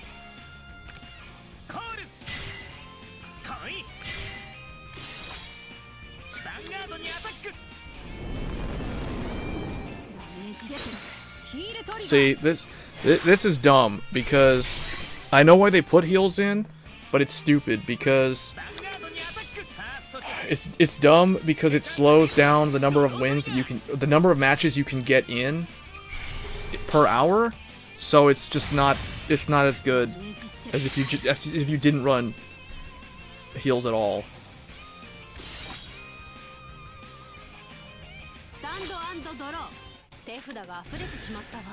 And running draws in a VP Farmer deck is very dumb. Like, that's the worst trigger to run in a VP Farmer deck. Because they're useless. Only crits. Crits are the best. Second are stand. Third are heal. If you want to troll, then you do 9 crit, 4 heal. And then 4 PGs. And then that's just like a troll VP Farmer deck. But it's not an anti-VP Farmer deck, because an anti-VP Farmer deck goes all offensive and they don't run PGs for that reason. They'll run some other grade 1 that will benefit them in an offensive manner.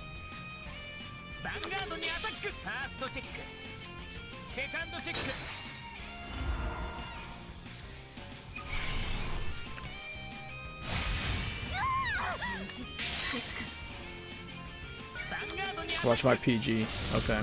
My heal here.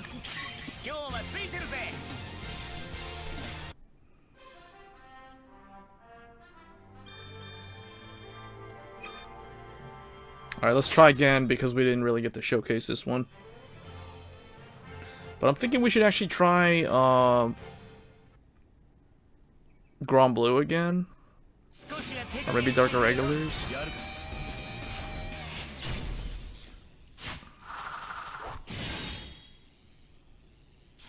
It's sad though when you only see like 3 or 4 clans actually climbing the ladder.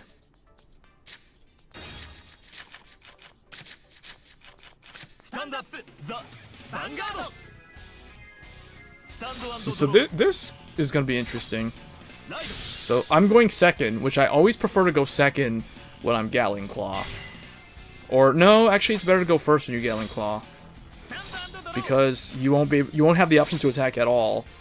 So, all right, what I do here is I do this. And I end. Now, if he has Tejas, he has to ride Tejas now. If he wanted to do Streaking, he can't do Streaking. So see, look, he can't do Streaking. He can't attack. He can't hit me with Tejas. So now he's probably just going to sit there and filter his deck. And the trick with this deck that I'm using is if the opponent, like, ditches a bunch of interceptors, then I pretty much am guaranteed to win. See, so he ditched a heal trigger. I don't have any grade 3s, so I don't have anything to lose. I mean, he's going to attack me next turn, but he's going to lose his Conroe as a result of that, and possibly also his booster, because of Berserk Dragon. And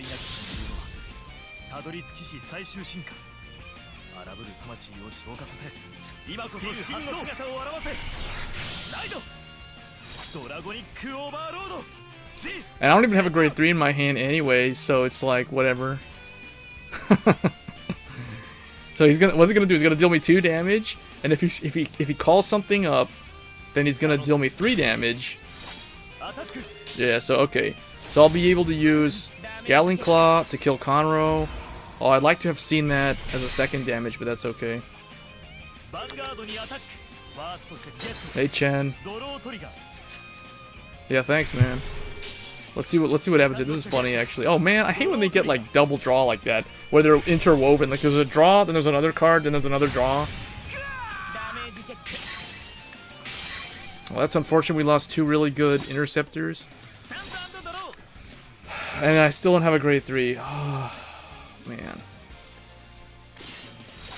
Okay, so first, this thing's gonna go away. Goodbye, Conroe. Second, Berserk Dragon is going to kill off this thing. Then we're going to bring this up so that we can filter. And I guess that's it.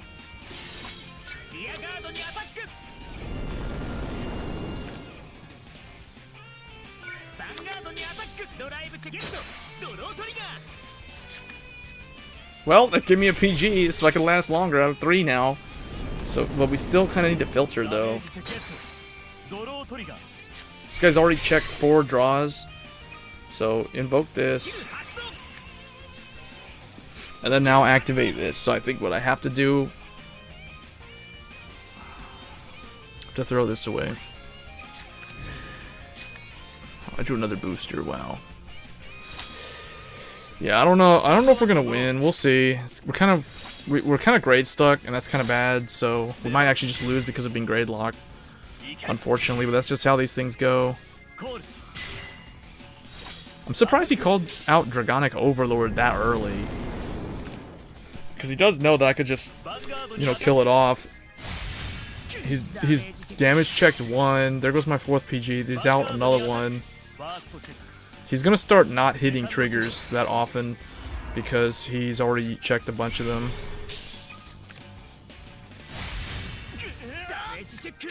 I really need to draw into a grade 3 at this point. Otherwise, I don't think there's a way to come back. Oh man. Alright, we just have to build a wall, try to survive.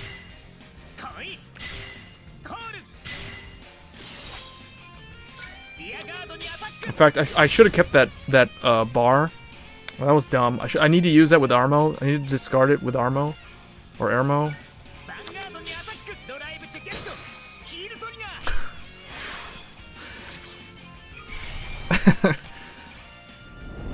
Well, we're gonna survive again, but whatever. Invoke. We're not gonna activate it because it's pointless, and then we're gonna attack him again. Actually, no, we're gonna kill this thing, so he can't blow up my field like that. And he can't heal, so I'll just PG. He'll just kill my 2 intercepts with just PG. So I don't know. I think we can last like 2 more turns. The thing is, if he has Dote in his hand, he can do the restand play. Wow, he managed to not check a Dote yet. But the fact that he boosted with Ermo means he doesn't have it.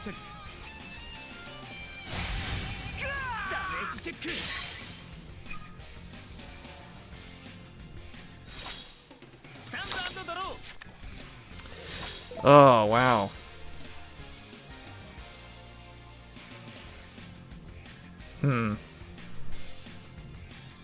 Well, I guess we gotta do this.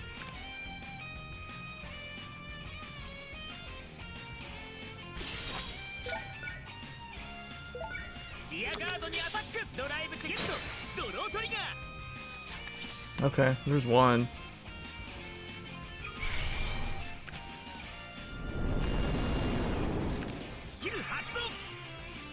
What, you think I should just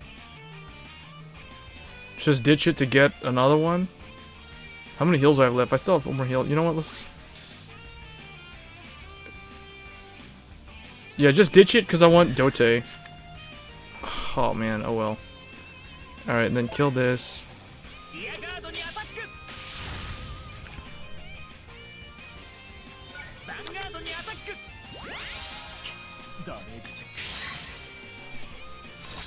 He can't kill me this turn because I have 3 PGs, but he will be able to kill me next turn. The funny thing is, if he has Dote, yeah, and I threw it away. I threw it away because I want Dote. He can't do the restand because of the PGs. And I'm denying him all these heals. The dude's heal, that was his last heal. He has no more heals. Oh, I should, well, it doesn't matter. Like, I need to draw Dote and then I get a draw trigger and draw another Dote. And I keep drawing this thing. What? Okay, does he have...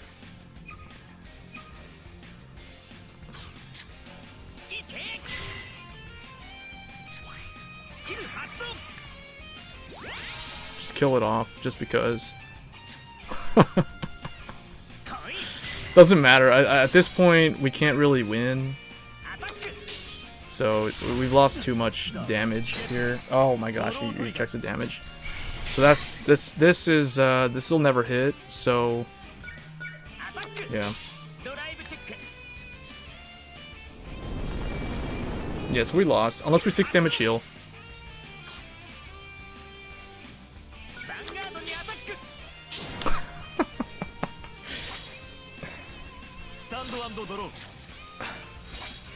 It could happen. I only have 14 cards left and 2 heals. He calls Dote down.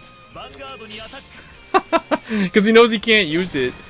I mean, actually, you know what? He should have kept it. Because, well, here he could use it. He's out 1. Alright, we got a 6 damage heal here. Come on, 6 damage heal. Oh, it was the wrong one. It was the draw. Oh well.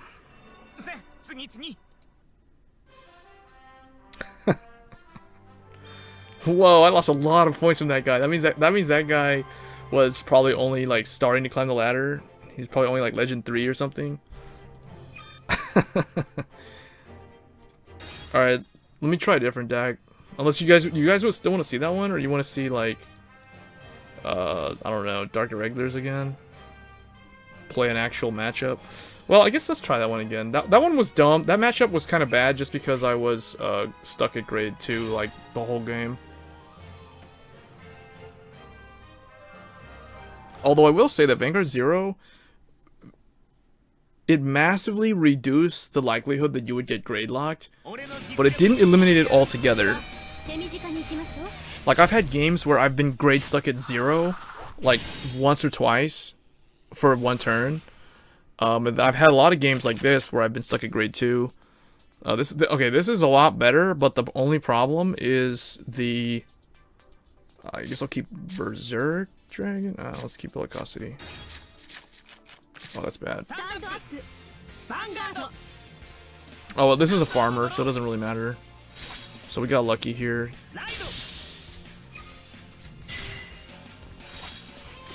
See, that's the reason why the second week is so easy to climb.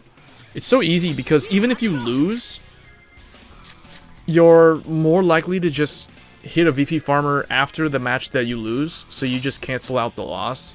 And if the VP farmer is way ahead of you, like they're Legend 50 or higher, then you just get like 30 points when you just lost like 20 or 10 points in the previous match, so it's always a net gain.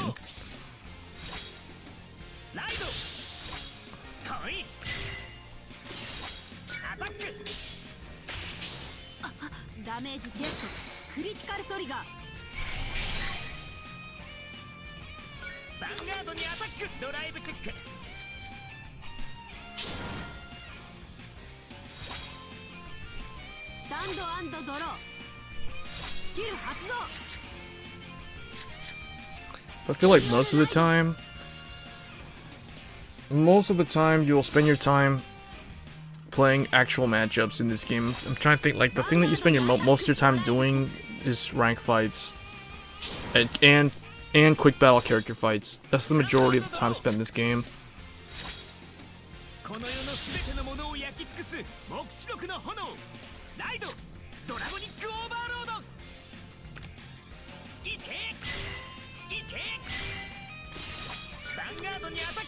Three of a kind. We got triples.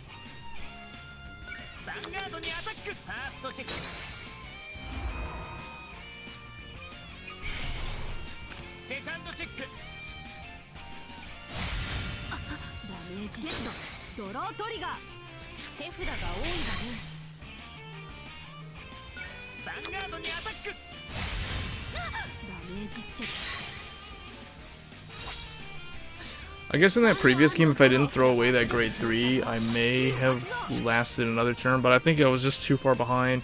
Spent too much of the game on grade 2, so that was basically a guaranteed loss. I mean, although sometimes you can win if you're stuck at grade 2, but Kagero is not the type of deck that can pull that off. Decks that can actually win at grade 2 are decks that can replenish the board real quick, like Royals, Pale Moon, or decks that can like multi-attack, like Pale Moon, You know, Spike Brothers could potentially do it too. Although I don't think Spike Brothers hits good numbers when they're stuck at grade 2. I like how Miwa's still trying to finish the monologue of riding Drugang over to the end, and while the attack is already going off.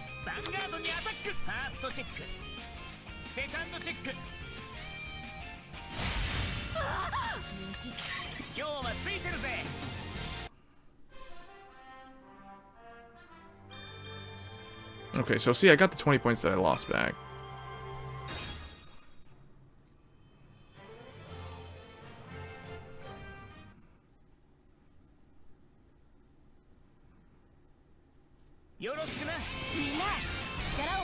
This might be MLB.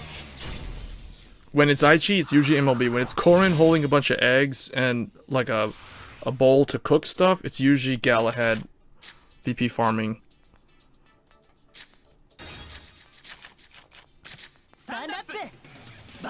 Okay, I was wrong. It's a VP farmer again. That's good though, because it's. I mean, I want to get Legend 50 by the end of this week, so I got a long way to go. At the very least, I'm working my way to that 1.2 million VP, so it's all gonna work out in the end. So that's 10 to 5. Let's call this here.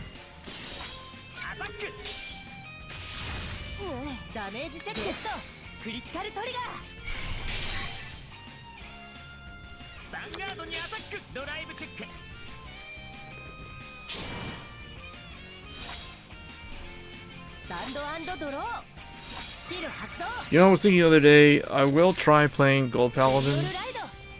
Just because I want to play the Shadow Duke. Not Shadow Duke, Spectral Duke. The proper Spectral Duke deck. But that's really the only Gold Paladin deck that I care to play in terms of Season 2 content. I'm not a big fan of Ezel. So I'm not really going to focus too much on that clan.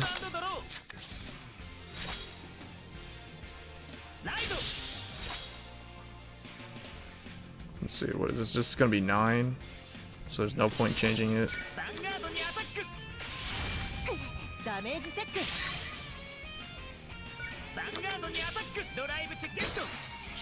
Oh, I actually didn't want to heal. That's why I purposely didn't put an Interceptor out, because I want him to potentially deal me another damage, so I could actually do the Dote restand.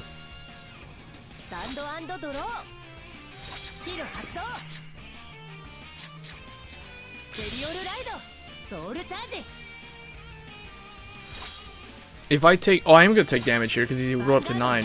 Alright, so we're going to skip the cross ride. Well, that's even better. He gave me 3 damage. I don't play on the Japanese server. I mean, I guess technically I could, but it's just too much. I don't know how some people handle playing on both servers. To me, it's just too. The game is such a huge time sink already. Like, to play on both of them, that's just insane.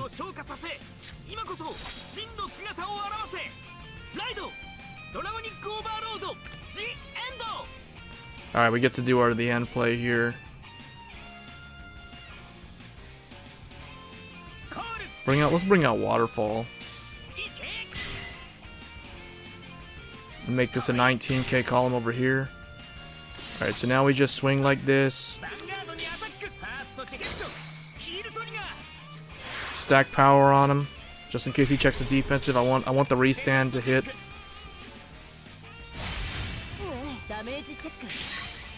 Here we go.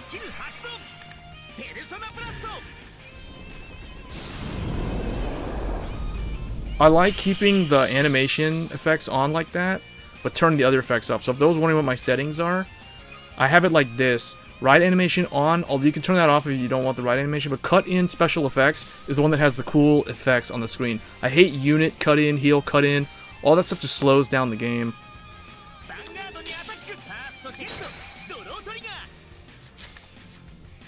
Alright, so this is 20. This is 19, so I want that to guarantee that to hit over. Wow, those were interwoven, wow. And then, again, here.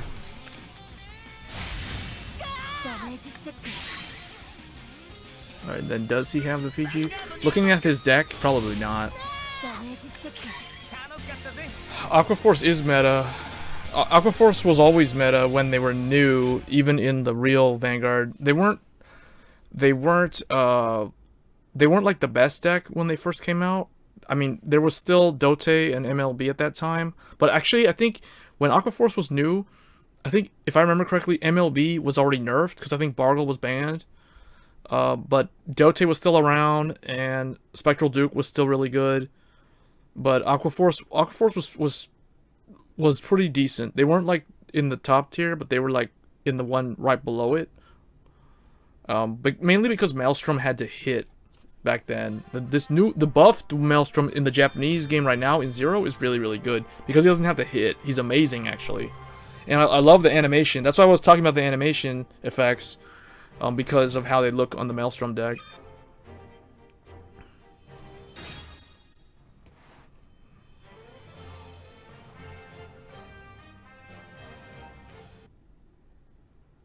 I'll be playing Aquaforce though when they come out in Global. Striker 14, I think this is MLB.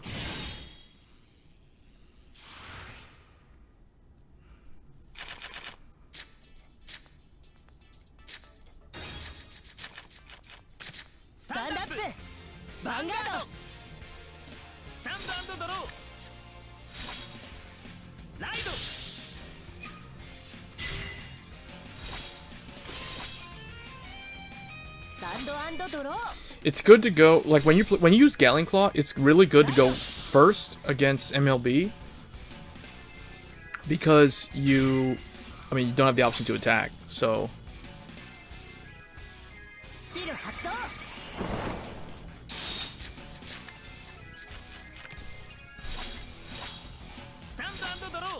notice how he didn't attack me.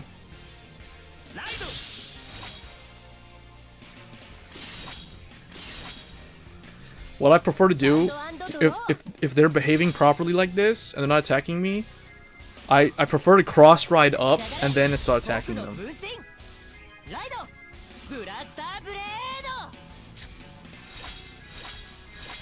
See, notice how he passed also? So now we're just gonna ride up to Overlord. He's gonna let me get my cross ride.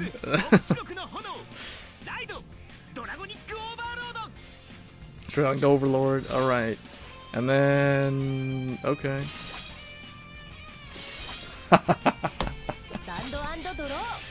Now the thing is, if he has the pieces, he's gonna start going on the offense now. Oh, he rode Soul Saver, so the deck bricked. Now we can attack him because he doesn't have a blaster that he can boost. What? Oh, okay. Okay, he's on a 10k Vanguard, and we're cross-riding here.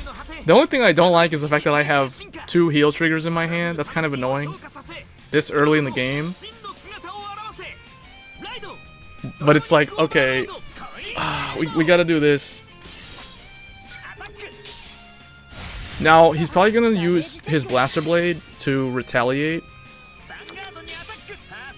Or he's just gonna ride MLB and then proceed to do his Blaster Blade stuff. So let's see. Okay, that's good. We got rid of a PG. That's good. He has to re-ride now.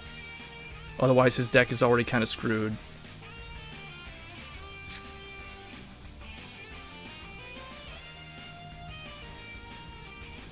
And regardless if he does the MLB play or not, okay, he doesn't have it, so now he's kind of screwed. Now he needs to call down Blaster Blade to blow up my Blazing Flare so it doesn't keep abusing his 10k Vanguard. Yeah, watch, he's gonna kill Blazing Flare. Yeah. And now he's gonna have to commit a grade 1. See, he's gonna give me damage though, so no matter what, his Wingull is going to die. Guaranteed his Wingull is going to die now.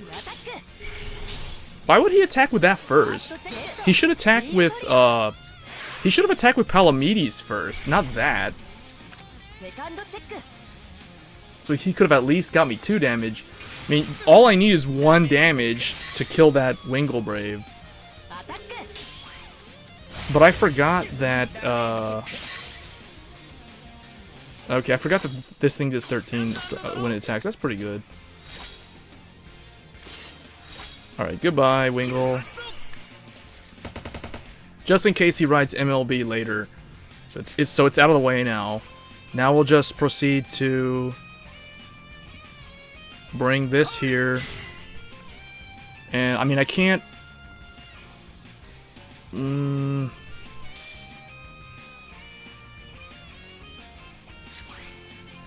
Alright, I guess what I'll do... We'll go ahead and put this here, and then we'll just kill Blaster Blade, and then we'll just deal him damage.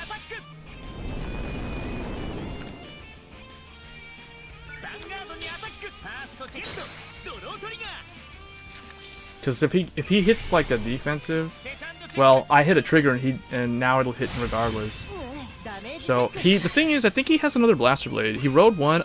I think I saw him use Gancelot again, so I think he has another one.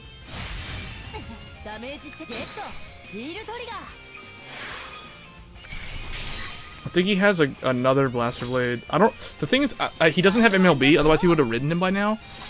But the question is, does he have Blaster Dark? Okay, so he doesn't have Blaster Dark, and he probably doesn't have. Okay, he doesn't have MLB, so there's no reason to bring up Blaster Dark, unless he uses an Interceptor. So here he's gonna kill my Blazing Flare. Okay, I don't know why he would do that. I personally would have killed Blazing Flare, and then just make Blaster Blade kill the Berserk Dragon, and then Palamedes swing, and then, or, you know, like Soul Saver swing. So I don't know why he set it up that way. I guess he's trying to rush me down. I mean, I guess he can do that, but...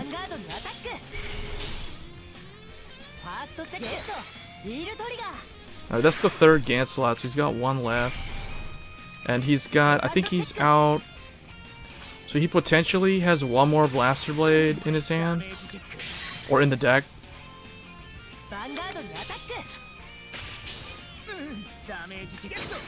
Alright, that's a good heal. Now we can use Dragonic Overlord to retaliate.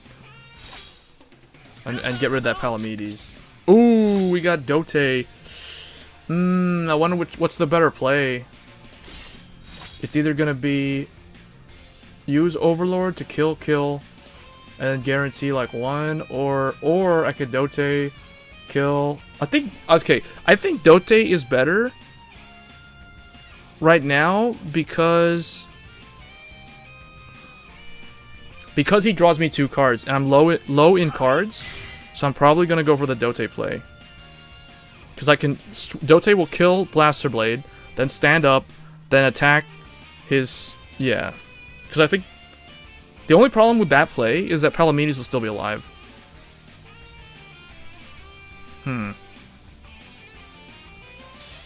What do you guys think? He's out 5. He has crits also. What's his crit? Is this a crit? That's a crit? That might be his one of Soul Saver though.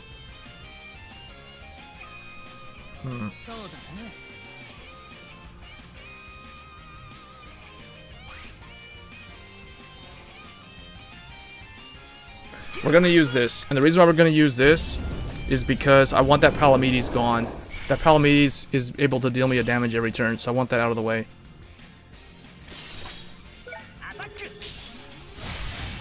So I can guarantee that I deal him 2 damage this turn, regardless.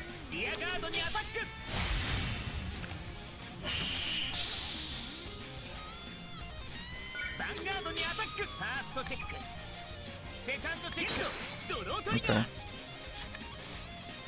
So it worked out. Instead of drawing 1 card, I drew 2. Or instead of drawing 2 cards, I just drew 1 card. So it's okay.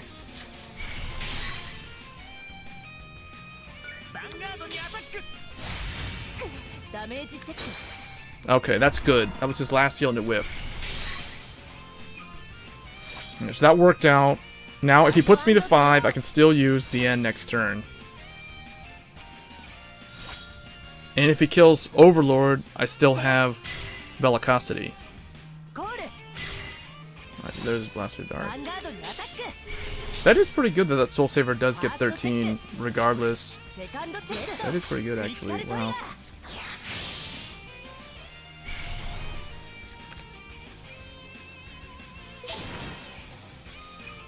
Okay, he's out 1 PG.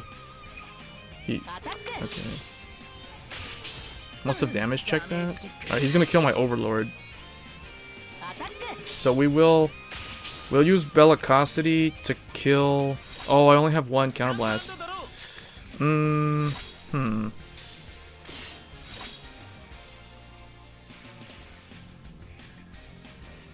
Oh, I really. How many of these do I have left? Okay, I only have one more Dote in the deck. Wait, 1, 2, yeah. So if I, man, I kind of want to save that Berserk Dragon. Let's see, swing, swing.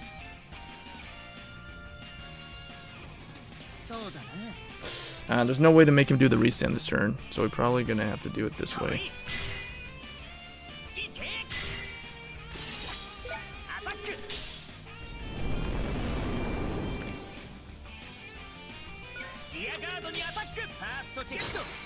Alright, that's good. That was my last heal, but it actually went off, unlike his.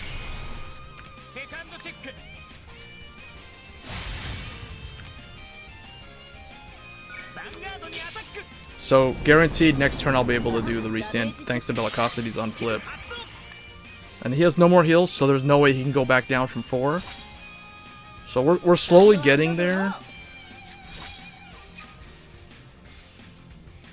How many grade 2s has he used? 1, 2, 3, 4, 5, 6, 7. Okay, here's the 8th one, 9th one. Okay.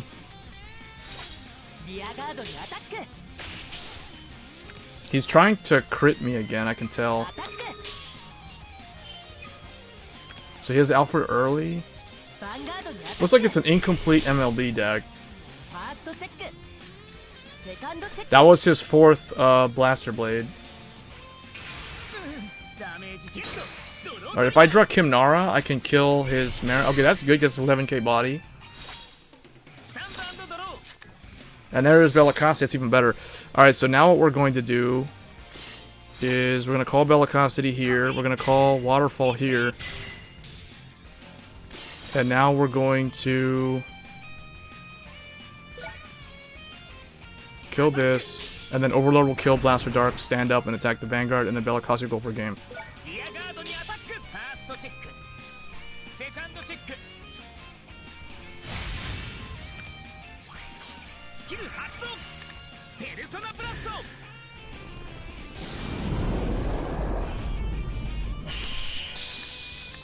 Oh, it drew a Dote. Do you see that? He drew a Dote. Ooh. That's my last one though. So I don't have any more triggers. So I have to go in this order. I was thinking if I could unflip it, I could potentially do it again. The problem is I don't have any more triggers. That's the reason why. Okay, that was his last crit. Oh, actually, no, it's not, because he has... I don't know what this is. Is this like a weird Soul Saver? Soul Saver slash MLB? I kind of thought Soul Saver... He might only have 2 Soul Savers instead of 2 Alfred King of Knights. So he might... Okay, that's his last crit, I think? I don't know what his lineup is. The fact that he didn't call anything down means he has 3 PGs in his hand. This triggers mine.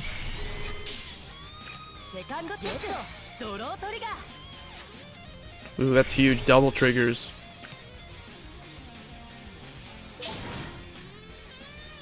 We're gonna have to use Kimnara to blow up his Marin.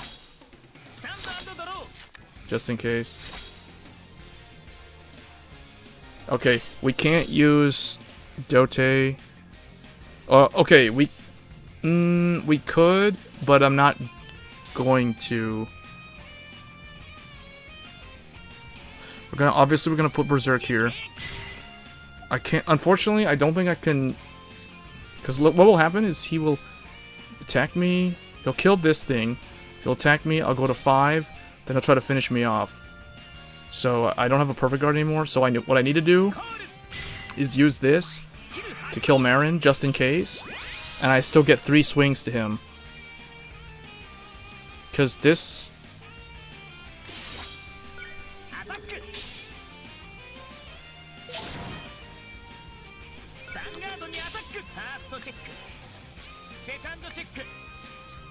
He saw my perfect guard, you see that?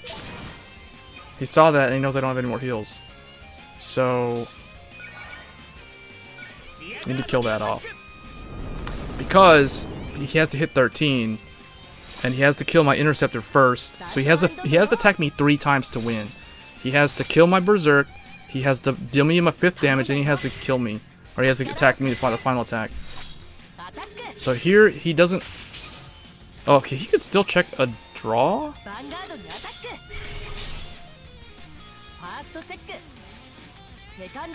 And he does get it. Wow. Alright, so we're going to survive because of my cross-right defense. But he put 2 intercepts and he has a perfect guard in his hand. So I think I lost again. Well, maybe not. Maybe not. It's not over yet.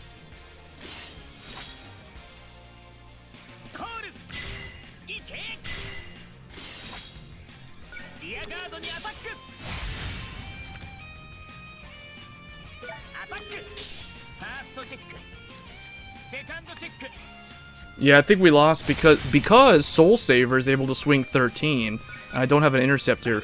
Because I didn't get an interceptor this turn, we're gonna lose.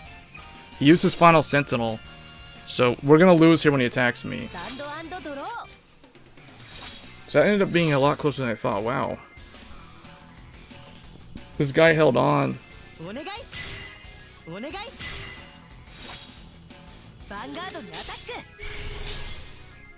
And I think he... Okay, neither one of us have any more triggers. Wow. That's pretty good. I completely forgot that Soul Saver swings 13 to the Vanguard. Was not expecting that. You know what? Now that I know that, I might... Well, see, the thing is with Alfred, though, Alfred gets power for every rear guard, so he could... Although, if you have no field at all, Soul Saver could still swing 13, though. That's interesting.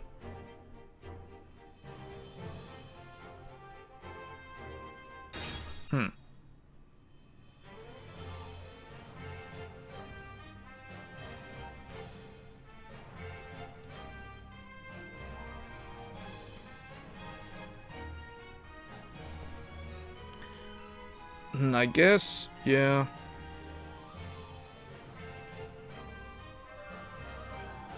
I kind of want to try Soulless again. Let me see, how many wins have I racked up with Kagero? Because before I started playing as that Blaze deck, I only had like 34 wins with that clan, because I don't normally play that clan. Let's see, oops.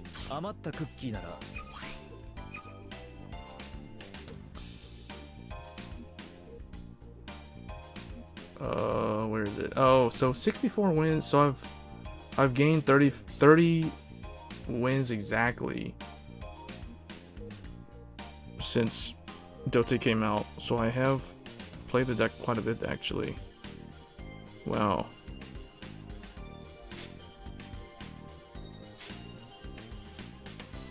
Huh. So I have been playing Kagero. Okay. Well, that's.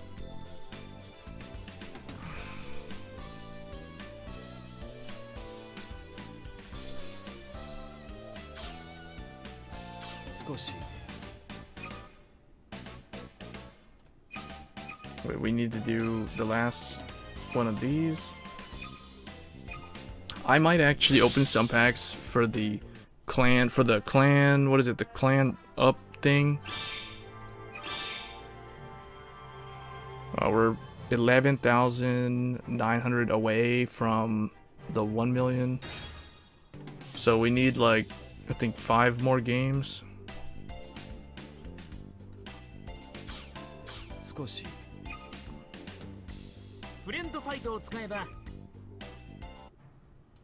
Kind of, maybe we'll try that again, or try one of these other ones. Amber Dragon. No, I don't know. I think if I try Kagero again, I might try either Amber Dragon or this one, the more standard build. Although I might need to change this. I don't really... Hold on, I kind of think that this card is not really needed. Airmo... Probably... The difference between that one is that this one will probably run 2 Salamander. The set 4 single gacha... No, it's in a few days. It depends on the schedule. So it's right here in the info. So it depends on which clan you're wanting to pull. If you want Royal Paladin, it's going to be June 10th through June 12th. If you want Kagero, it's 13th through 15th. OTT is 16th through 18th. Nova Grappler is 19th through 21st. And then Shadow Paladin is the 22nd through the 24th. So it's going to be like this. And then the thing is, they increased the pull rate for like all of the cards in that clan, not just the new ones. So that means like if you're going for Royal Paladin, it's equal. Like if you want to pull MLB, the chance of pulling MLB will be the same as the chance of pulling Soul Saber. Same thing for the Kagero stuff. Like Waterfall has the same probability as the End or Blockade. They're all the same. So it's interesting how they put Shadow Paladin at the very, very end of the month, which is funny because if you want to play Shadows and you only want to open during the pickup gacha, you have to wait all the way to the last week of the month, because literally after the Shadow Paladin one ends, like after the rest of that week, then after that the next set with Gold Paladin and that stuff comes out like right after that. So they kind of they do it this way to incentivize the people who want to play the new clan to have to try to like pull them now, or it's kind of sad because it makes them have to wait that long.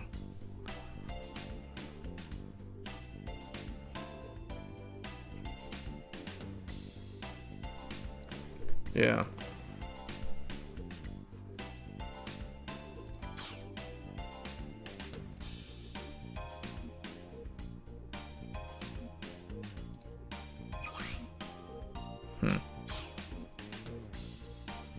It's weird how they get rid of a lot of the previous month's notes, but they don't get rid of these things.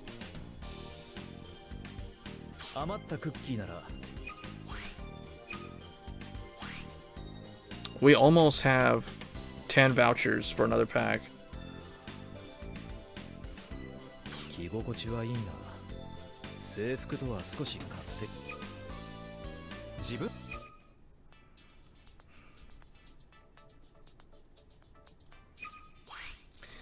I don't know, I think I'll just keep this one the way it is. This is a pretty fun deck that I put together kind of to counter MLB, but it gives me some mixed results. Sometimes it works out, sometimes it doesn't work out. And then for the more standard one, I was thinking of trying the Streakin' play, but I don't really know if that's 100% necessary. I feel like it's better to just run Tejas and Bellicosity and Burning Horn Dragon at like 3 each, with Berserk at 4, just for the still having some amount of consistent retire.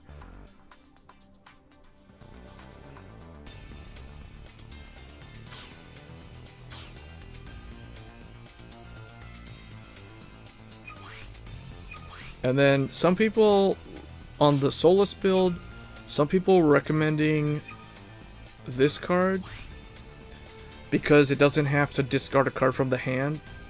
It just has a Soul Blast 1. But the only reason why I don't like this card is because it's a 6k, whereas the new card is a 7k. So I feel like this... I mean, the only thing bad about this is you have to discard a card, but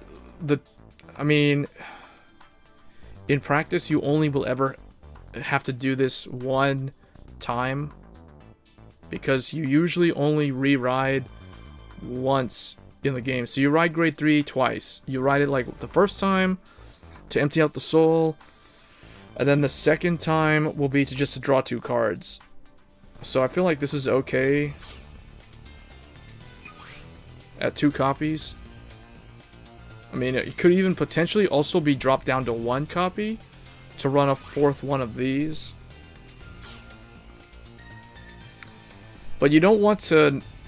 I feel like you don't want to not have any of these cards, because then you wouldn't have a way to consistently empty the soul. Because then at that point you're just relying on the one gentle gem, and I mean, he has the same effect if you discard a card from your hand.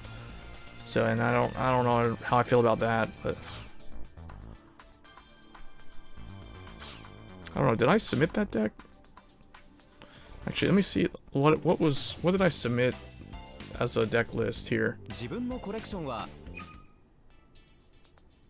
Because I think my Soulless one should be up there. Okay, so Soulless OTT is up there. Yeah, it's the same list. It's the one that's on the deck profile video.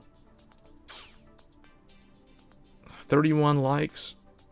My reindeer deck has 65. This isn't even the current build that I'm using. I've actually changed it a little bit since then. Yeah, I run Claire at, I think, 1. And I don't think I'm running Flute. Maybe I am running 1 Flute. But some of this stuff is outdated, like this Grand Blue one. Yeah, that's outdated. That isn't even like the right deck anymore. Like I've changed the lineup.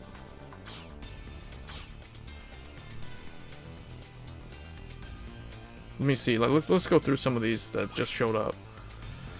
So someone put a Blau deck that shows this. The thing is, if I was running Blau, I'd probably run two Toolkit Boy. And maybe instead of Claydol Mechanic, I'd probably run Dancing Wolf. But I can see why he does that. Because he runs 4 Kirara. But I think there's a little bit too much countercharge, actually.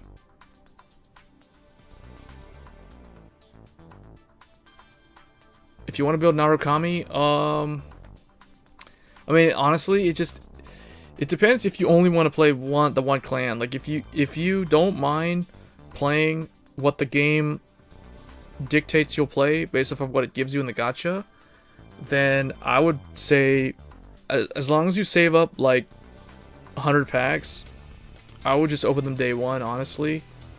Now, if you don't have that many packs or gems, then you probably want to wait for the pickup gacha. Now, I'm gonna guess that the pickup gacha will for Narukami will probably be the second one.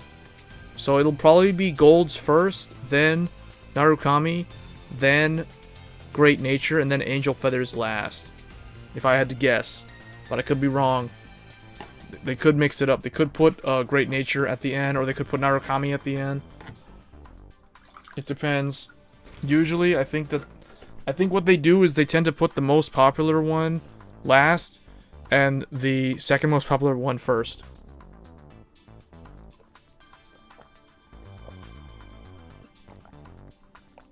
A prime example of that is the one that we have right now for this month. Like, if you look in terms of popularity of what people are looking to play, MLB and Shadows, and then Dote.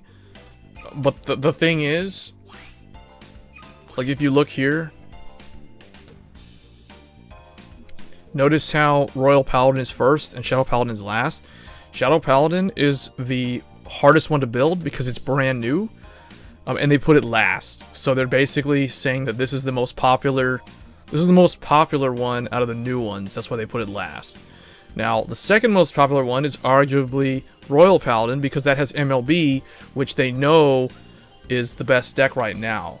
So that's why they put it first. It's also relatively easy to build because the clan is one of the original 4 clans at release. So the assumption is that most of the player base by now should have some proper functioning Royal Paladin deck. So MLB won't be that hard to build, and the people who wanted to play it from day one probably saved up crafting materials to craft at least one MLB and maybe a, like a 12k grade 2 or a 10k grade 1, like a, a Bedivere or a K or the Trumpeter. I mean, so that's like kind of the reasoning why they put Royal Paladin at the start. Kagero also the same deal. They're probably arguably more popular. Honestly, I think that Kagero is more popular than Royal Paladin. I feel like people who are playing Zero in general, they like Kagero more than Royal Paladin. I don't know why, but that's just my general conclusion based off of how many times I've faced Kagero in the last 2 months versus how many times I come across Royal Paladin. And now, Royal Paladin was around last month because of Garmor and Galahad, but I mean, in the very first month, there wasn't that much Royal Paladin. There was way more Kagero. There was way more Kagero climbing the ladder because of Blockade. So I feel like most people building Dote will be way easier than building MLB. MLB, you need the Trumpet, you need MLB, you need Blaster Dark, which is technically also a new card that you need 4 of, and you need the Bedivere, and you need the K. K is a rare, so we won't even count him. So you need 4 cards to build MLB. 4 new cards. With Dote, you need Burning Horn Dragon. Those are like the only 2 cards that you need. Everything else has already been around for like a month or longer. Bellicosity was last month. Streaking is not really needed. You don't actually need Streaking. So that's why I don't consider it a necessary card that you have to play the deck. Like, I'm not even running it in mine. So really just Burning Horn and Dote are the only 2 cards. And I mean, if you were playing ranked last month, you would have had some of the Overlord alternate arts. So Dote, I feel, is the easiest one to build by far. Bellicosity's been around since last month, so people should have like 1 or 2 of them at least, and they could probably craft another one if they really had to. So yeah, Dote is super easy to build. And then Oracle Think Tank. The only really new thing is Scarlet Witch Coco, which is known as the Soulless OTT build.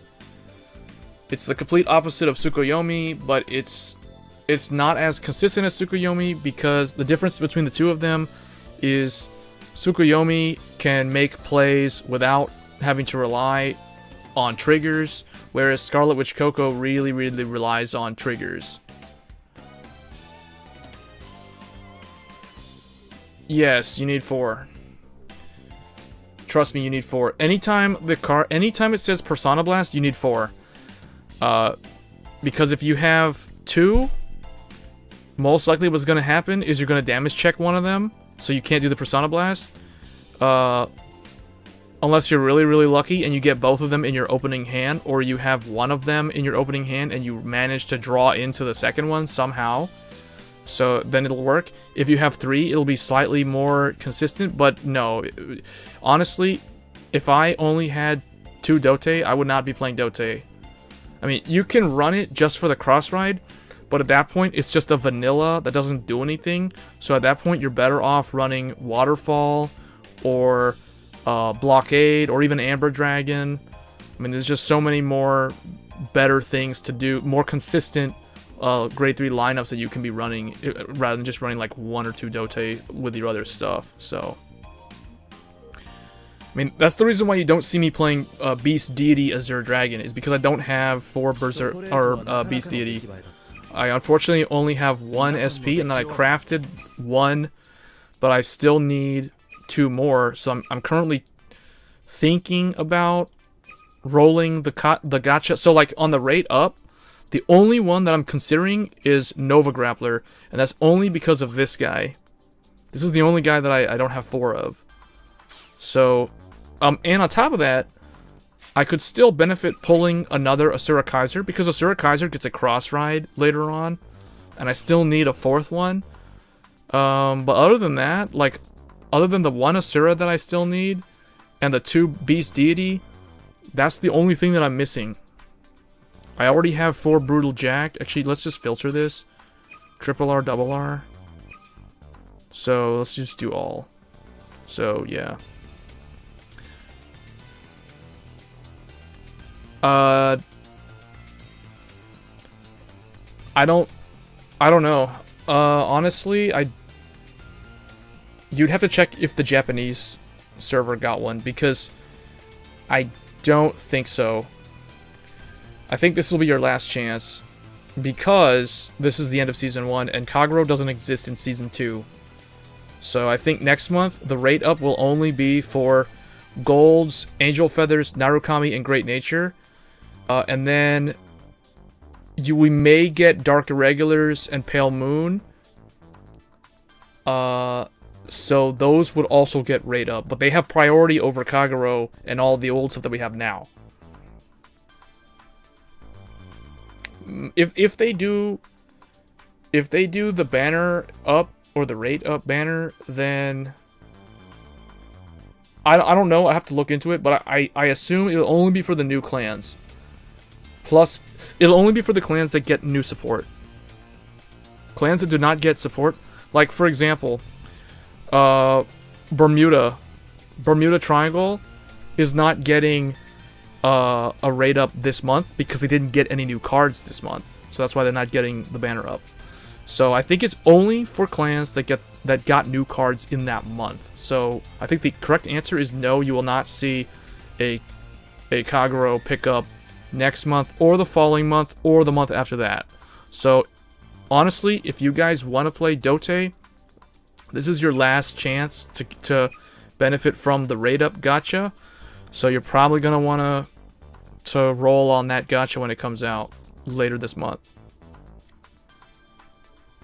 But like for me, it would be pointless to roll on that gacha because honestly, the only card that I don't have a playset of is Waterfall, and Waterfall doesn't ever go anywhere in terms of he doesn't get a cross ride, he doesn't even get a break ride. There's no more support for it, so it's just kind of a dead card that, like, I don't know, you might just throw one of it in the future, but I don't think this card will ever see play after Season 2.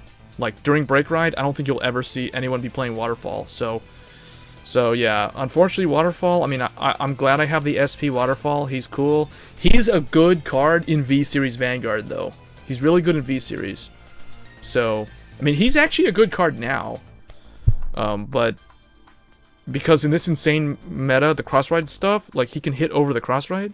He's just like Soul Saver in the, like, he has the ability to swing plus 3k. Technically, he's better because Soul Saver is only a 10k Vanguard and he's 11k Vanguard, so he swings 14. But the fact that he can discard a card to get 10,000 power when he attacks, that's really good. So he can swing 24,000 to a Vanguard without a booster. That's 32,000 with a bar behind him. That's very good. So he's not a bad card at all. But that, yeah, that's, oh, somehow after all this time, I still only have 3 of this. I've opened so many packs, I only have like 3 of this guy. That's crazy. Wow, I have like 4. I literally almost have 8 Berserk Dragons. I have 3 SP Berserk Dragons. I didn't even know that. I only thought I had 1. This whole time I thought I had 1. Alright, if we get rid of the grade, yeah, let's do. Okay, so you can see I don't need to pull on the Kagero one. Waterfall is cool. I love Waterfall in V-Series Vanguard.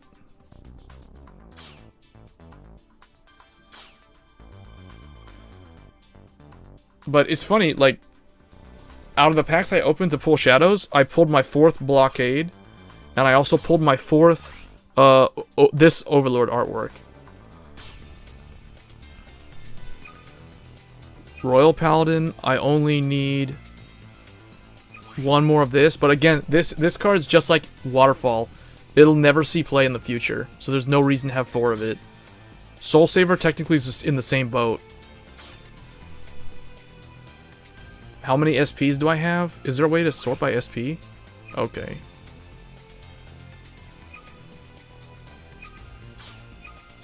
Alright, here's my SPs.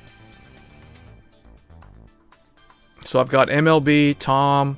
I have the Top 1000, CEO. I have PBO, Waterfall, Asura Kaiser, Cosmic Lord, and Azure Dragon, and Purple Trapezes.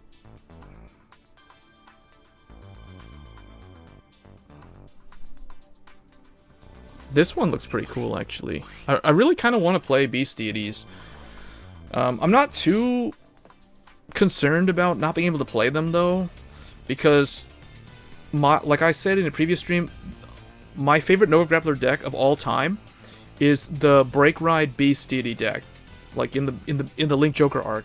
So Beast Deity Ethics Buster, Beast Deity Ethics Buster Extreme, and Beast Deity Ethics Buster Reverse.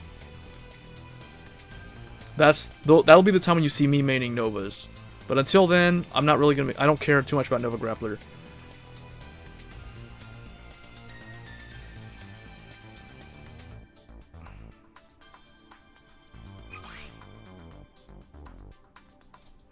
But I guess do they have SP of the double R? Oh yeah, they do have double Rs too. Oh yeah, that's true. I forgot to show the double Rs. So I got double Rs too. So we've got 2 Assault, 1 Blaster Blade, 1 MLB, 1 Chocolate, 1 Tom, Amaterasu, Nana, McLear, Nullity, PBO, 3 Berserk, 1 Waterfall, 1 Death Army Lady, 1 Asura Kaiser, Cosmo Lord, Beast Deity Azure, Marilyn, Purple Trapezes, Hades Hypnotist, Illusionist Robert, 2 Super Idol Riviere, and 1 Princess Idol Lena. So those are all my SPs. It's actually, I'm glad you asked me that, because I never actually bothered to check how many SPs I have until now.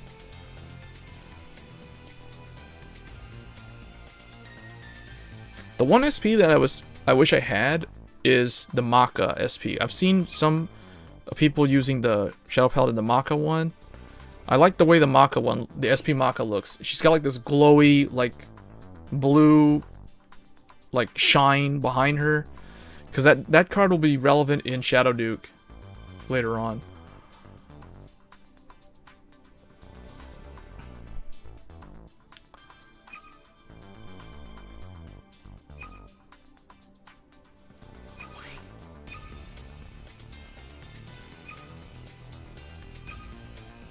Yeah, but in terms of Novas, yeah, I just need those Beast Deities. And maybe one more Asura Kaiser. I mean, I already got my Tail Joes. Tail Joe's a card that I think will slowly over time become less relevant. Still a good card currently, though. Like I said, I don't need anything from here. Yeah, I don't need anything from there. Royals, I don't need anything. OTT, I don't need anything. I wish I had an SP of this, though. I know some people that have an SP Coco. I wish I had one. And then Shadow Paladin, don't need anything. Technically, I don't have a 4th of the normal PBO, so I don't have the icon, the avatar icon for PBO, but I do have the SP. But I pretty much have everything of those. Let's see, that's interesting. I need to see what other clans. So I think Dimension Police, I have everything at 4.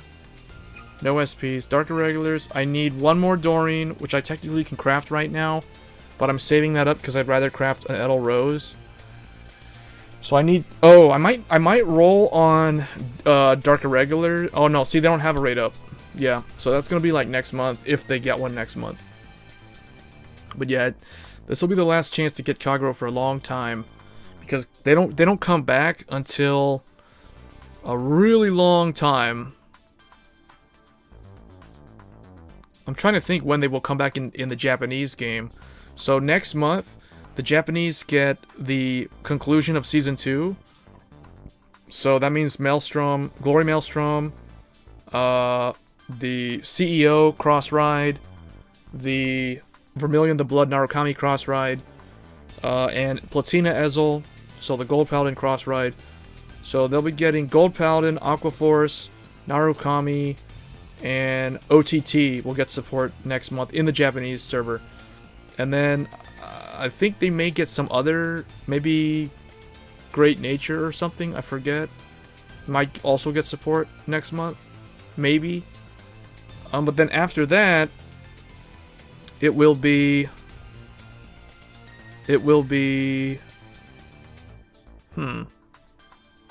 not sure actually. It'll be Royal Paladin, Gold Paladin, Narukami, Eradicators. Maybe Kagero will come back next month. Not next month, in September, in the Japanese server. They'll get Dauntless Drive Dragon, the Break Ride, and they'll get Seal Dragon Cross Ride, Seal Dragon Blockade Inferno. So Blockade Inferno, or Blockade, will become relevant again. Like, you'll see people playing 4 of him again in the Japanese game, and that'll be September. Or wait, no, that'll be August. That might be August. So it's gonna be August or September. I'm not sure how they're gonna handle the Break Ride releases.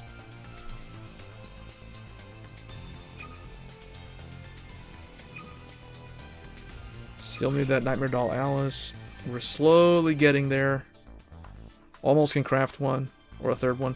And I think technically I only need 3 of her. I don't know if I need 4 of this.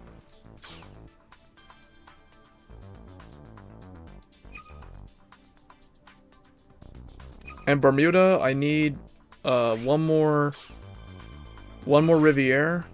We still got quite a ways to go on that though. So I can finally run that deck once I have 4. And then I guess I'll slowly craft 2 more Pacifica just for the cross ride. But that, I mean, in terms of what I have to craft, that's all that I really need to craft. It's just Pacifica, Riviere, the Beast Deity guy, some Edel Roses, and a Nightmare Doll Alice. And that's basically it.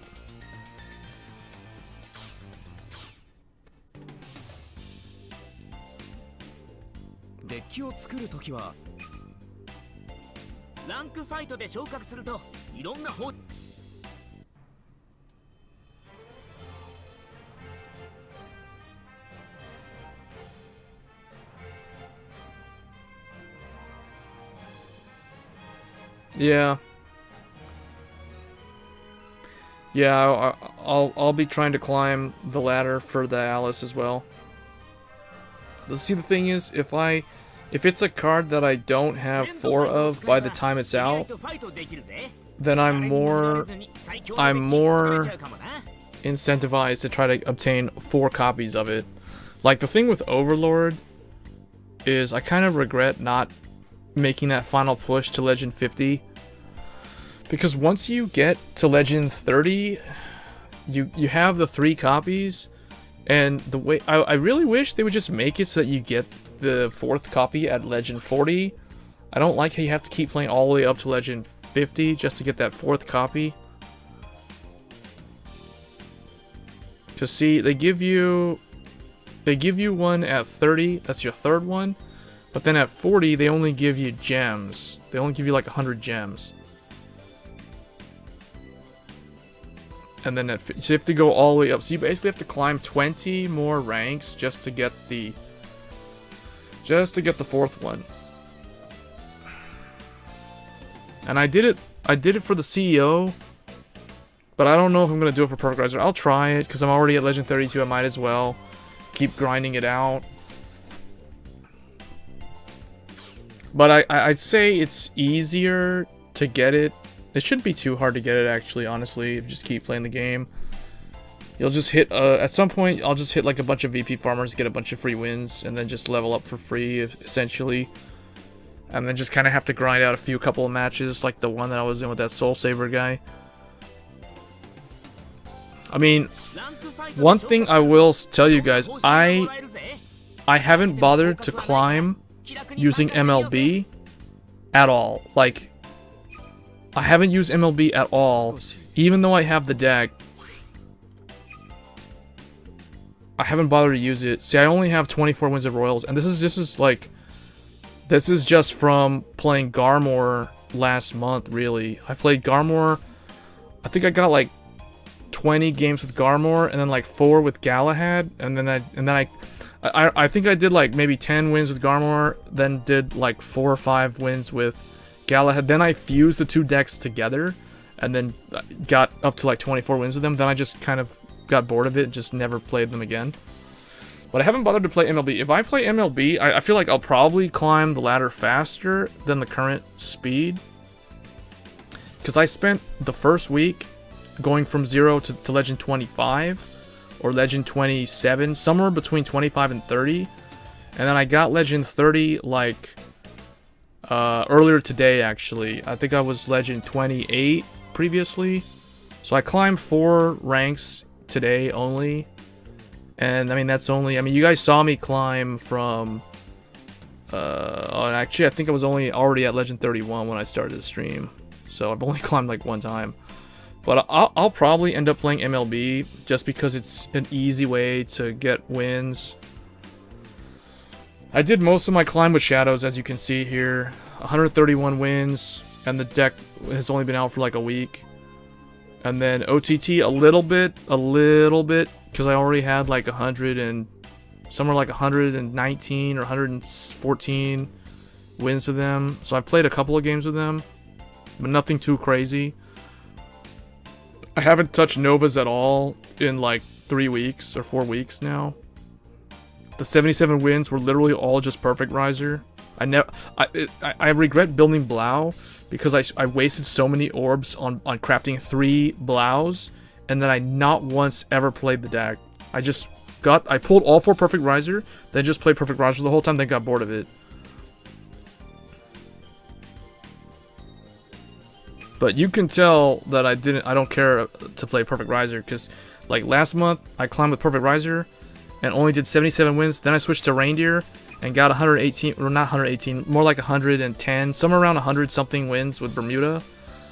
And those 2 together, basically Kamui and Emi, climb during the Dragonic Empire, the Kagero Overlord season, and then during the CEO season, literally it was Pale Moon just straight up, like all the way up. Pale Moon 414 mainly because of all the insane like fast kills against VP farmers, because you kill VP farmers so fast with this deck, because this deck is not a proper deck. Like my Pale Moon deck is not a proper deck, and I've said this multiple times on stream, don't need to go into it again.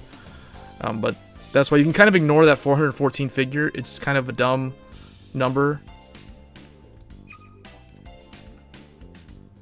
But yeah, Shadows, I only climb really with Shadows and OTTs, a little bit OTT, not that much, mostly Shadows, and recently like 30 wins with Dote, with the anti-meta Gatling Claw deck, Blaze deck that I built.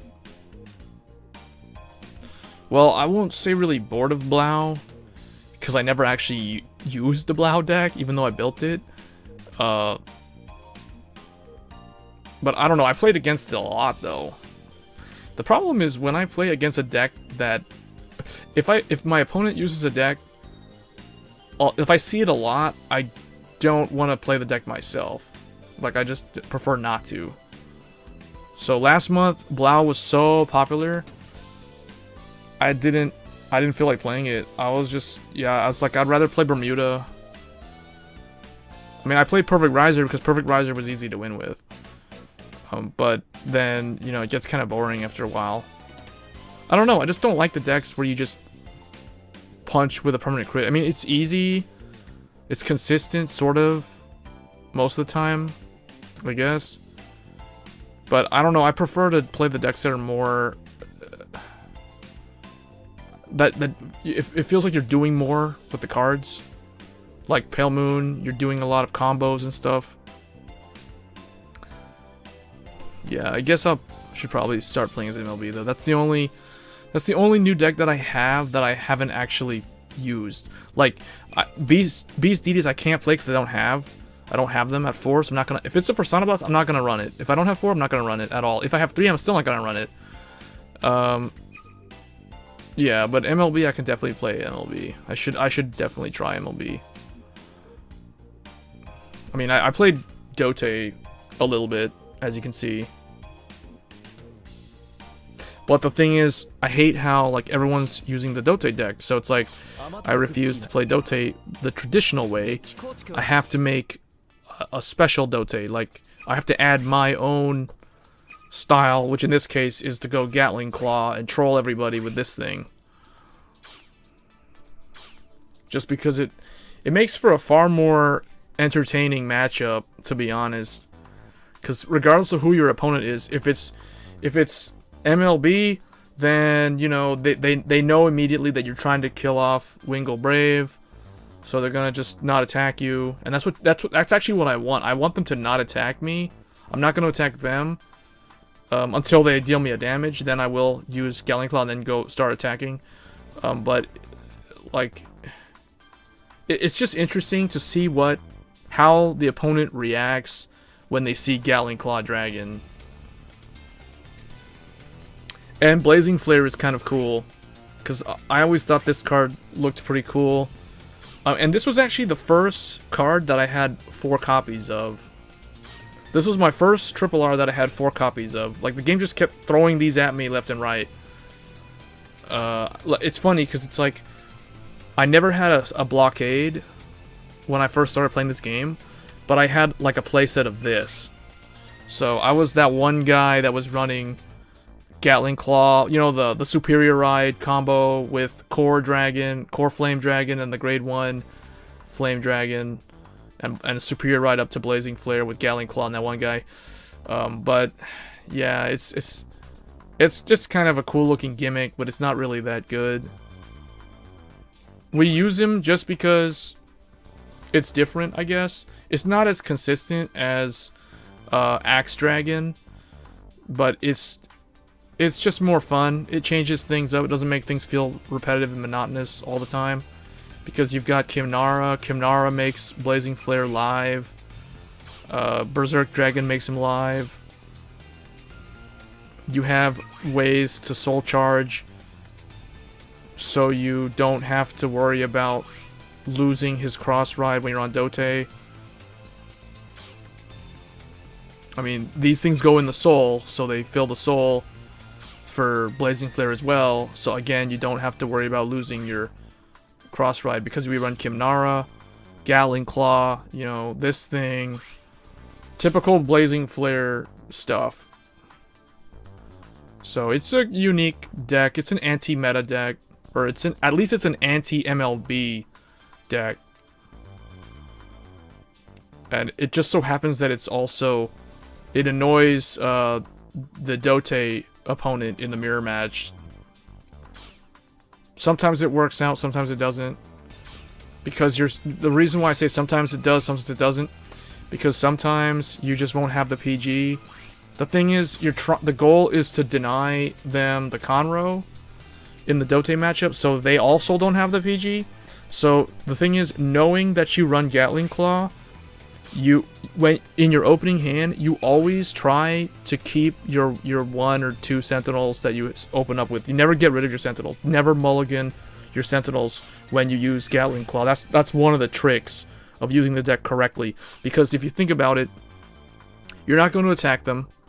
They're not going to attack you if they're smart. If they don't care, then they're going to attack you, and then they're going to lose their Conroe, and then both of you just play it out without your Conroe play. Like, I don't have the Conroe, so now they don't have the Conroe. So, you know, then it just becomes a standard mirror match at that point. Because both of us are running 4 Dote, both of us are running 4 Overlord. I mean, that's the heart and soul of the deck, essentially. So the Burning Horn's still there, the Berserk Dragon's still there, Bellicosity's still there, all the same stuff is still there. So it becomes a pure mirror match at that point. The only one that's a weird matchup for this is Shadows. Shadows is a strange matchup when you go in with Gatling Claw, because Full Bow won't show up until turn 3. And if you give them 2 damage, you know, like they ride Blaster Dark, and he's probably going to retire Gatling Claw, or he may not care. He might, you know, you don't build a board until you go in with your grade 3, so you don't have to worry about Blaster Dark killing your grade 1s, essentially. So, you know, the only thing he can retire is Gatling Claw if you give him 2 damage. And at that point, it's kind of, you know, not that useful. So, I mean, at least it gave you a booster, and he didn't have his booster until turn 3, so whatever. But that's a really weird matchup with that deck. It can go either way. And same thing with fighting Solus OTT. I fought a couple of people using Solus OTT, but not many. It's a shame, actually. I would have preferred to see... I kind of wish I would see more people playing OTT in general. I just don't see that many. Even last month when Tsukuyomi was a real good deck. Because here's the thing. Every time you hear people talk about tier lists, when they talk about Tsukuyomi, they always just randomly just default throw it up there with Dote and, you know, the other decks. But the thing is, when you get down to it, it's like, how often do you actually play against Tsukuyomi? You don't ever really see it. So I think last month I played against it probably 20 times. Somewhere between 20 and 30 times. This month, I think I've come across it like once or twice so far. And I've played against Coco maybe 3 times, 4 times. But most of the time, all my matchups so far are against MLB, Dote, Shadow Paladin, and then the Shadow Paladin is all over the place. It's either budget shadows, whale shadows, good shadows, and anything in between. So weird stuff like 9 crit shadows, which is just kind of, I don't know, there for whatever. VP farming shadows. Shadows that pretend to be VP farming, but they're actually hiding in the shadows. You know, all kinds of weird stuff. So, I have not played against a single Bermuda player. I mean, aside from the VP farmers. I've played against maybe 2 or 3 Spike Brothers. 1 Grom Blue. A couple of Dimension Police, actually. I'm surprised. I've played against probably like 10 Enigman Storms so far in Climbing Legend. Like legit matchups. They weren't actually VP farming. No Dayusha. I mean, unless it was thrown in there with Enigman. I've played maybe against 5 Raizers, 2 Blows, 1 or 2 Dark Irregulars, no Pale Moon, maybe 1 Pale Moon, 1 Garmor / Galahad that surprised me because I thought it was a VP farmer, and then they randomly they rode from the hand, and then I knew, oh wow, they're actually playing legit Galahad Garmor instead of MLB. This is really weird, but I've played it 1 time this month, and that's pretty much it. So yeah, I can't wait till next month in terms of the game, because next month, I hope they nerf Winglebrave. Like, literally, day 1, when golds show up, boom, hit Tejas and Winglebrave with the nerf immediately, guys. Just make it happen in the Global Vanguard. Just do it anyway. I don't care. Just do it, because right now, the game is pretty stale. It's getting pretty stale, because there's just too many... It's like the same... You come against the same 2 decks, like almost every 5 games. You're guaranteed to get an MLB or a Dote at some point within 5 games. You'll get like maybe 2 VP farmers, 1 MLB, 1 Dote, and another VP farmer, or another like Dote or MLB or a Shadows or some random thing. So that's usually what I've found. And it's kind of sad, because I hate playing against the same deck over and over again, or the same 2 decks over and over again. It's so boring. Like, where is DI? Where is Solus OTT? I mean, where is Tsukuyomi? Why haven't I seen any Tsukuyomi players anymore? It's like everybody that was playing Tsukuyomi switched over to MLB, and everybody that was playing Good Stuff Kagura switched over to Dote, and everybody that was playing Raizers also switched over to MLB, because MLB plays very, very similar to Perfect Raizer in the sense that both of them just Unga Bunga swing with a crit every turn. Like, Perfect Raizer swings with a 23k with crit, but it's you know, you're going all in terms of you're losing a lot of field and hand advantage to try to consistently close out games later on. So, and then MLB is more of like, I can deck thin and attack you for 22 with crit, and then after that, each turn, I have a permanent crit. And, oh, by the way, if I check triggers, I can just kill you faster, and I have Blaster Blade, and he can blow up your interceptors, so I can always attack you 3 times. So that's what makes MLB better than Perfect Raizers. Because, honestly, I think the reason why MLB is the best is because Blaster Blade can kill off interceptors, and MLB has a crit, and they deck thin with the Trumpet, with Gancelot, sort of. I mean, they're putting a trigger back in, but they're essentially taking a non-trigger out of the deck, so they're deck thinning. And yeah, it's just super annoying. I'll probably try it though, because it's super annoying. But this is it right now. This is what I'm working with for MLB.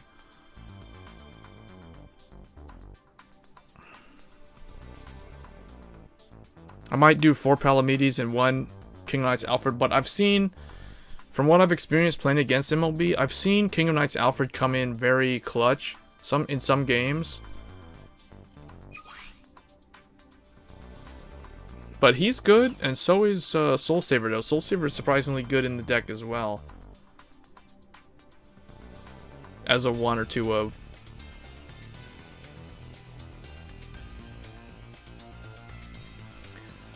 But alright guys, I think I'm pretty much done. We've almost been streaming for 3 hours, so I'm probably going to end the stream here and call it a night. So next time I stream, I'll probably just stream using MLB, but that's just kind of... I'll play a couple games of MLB on stream next time. I'm pretty tired tonight, so I'm going to call it a night. I did my dailies.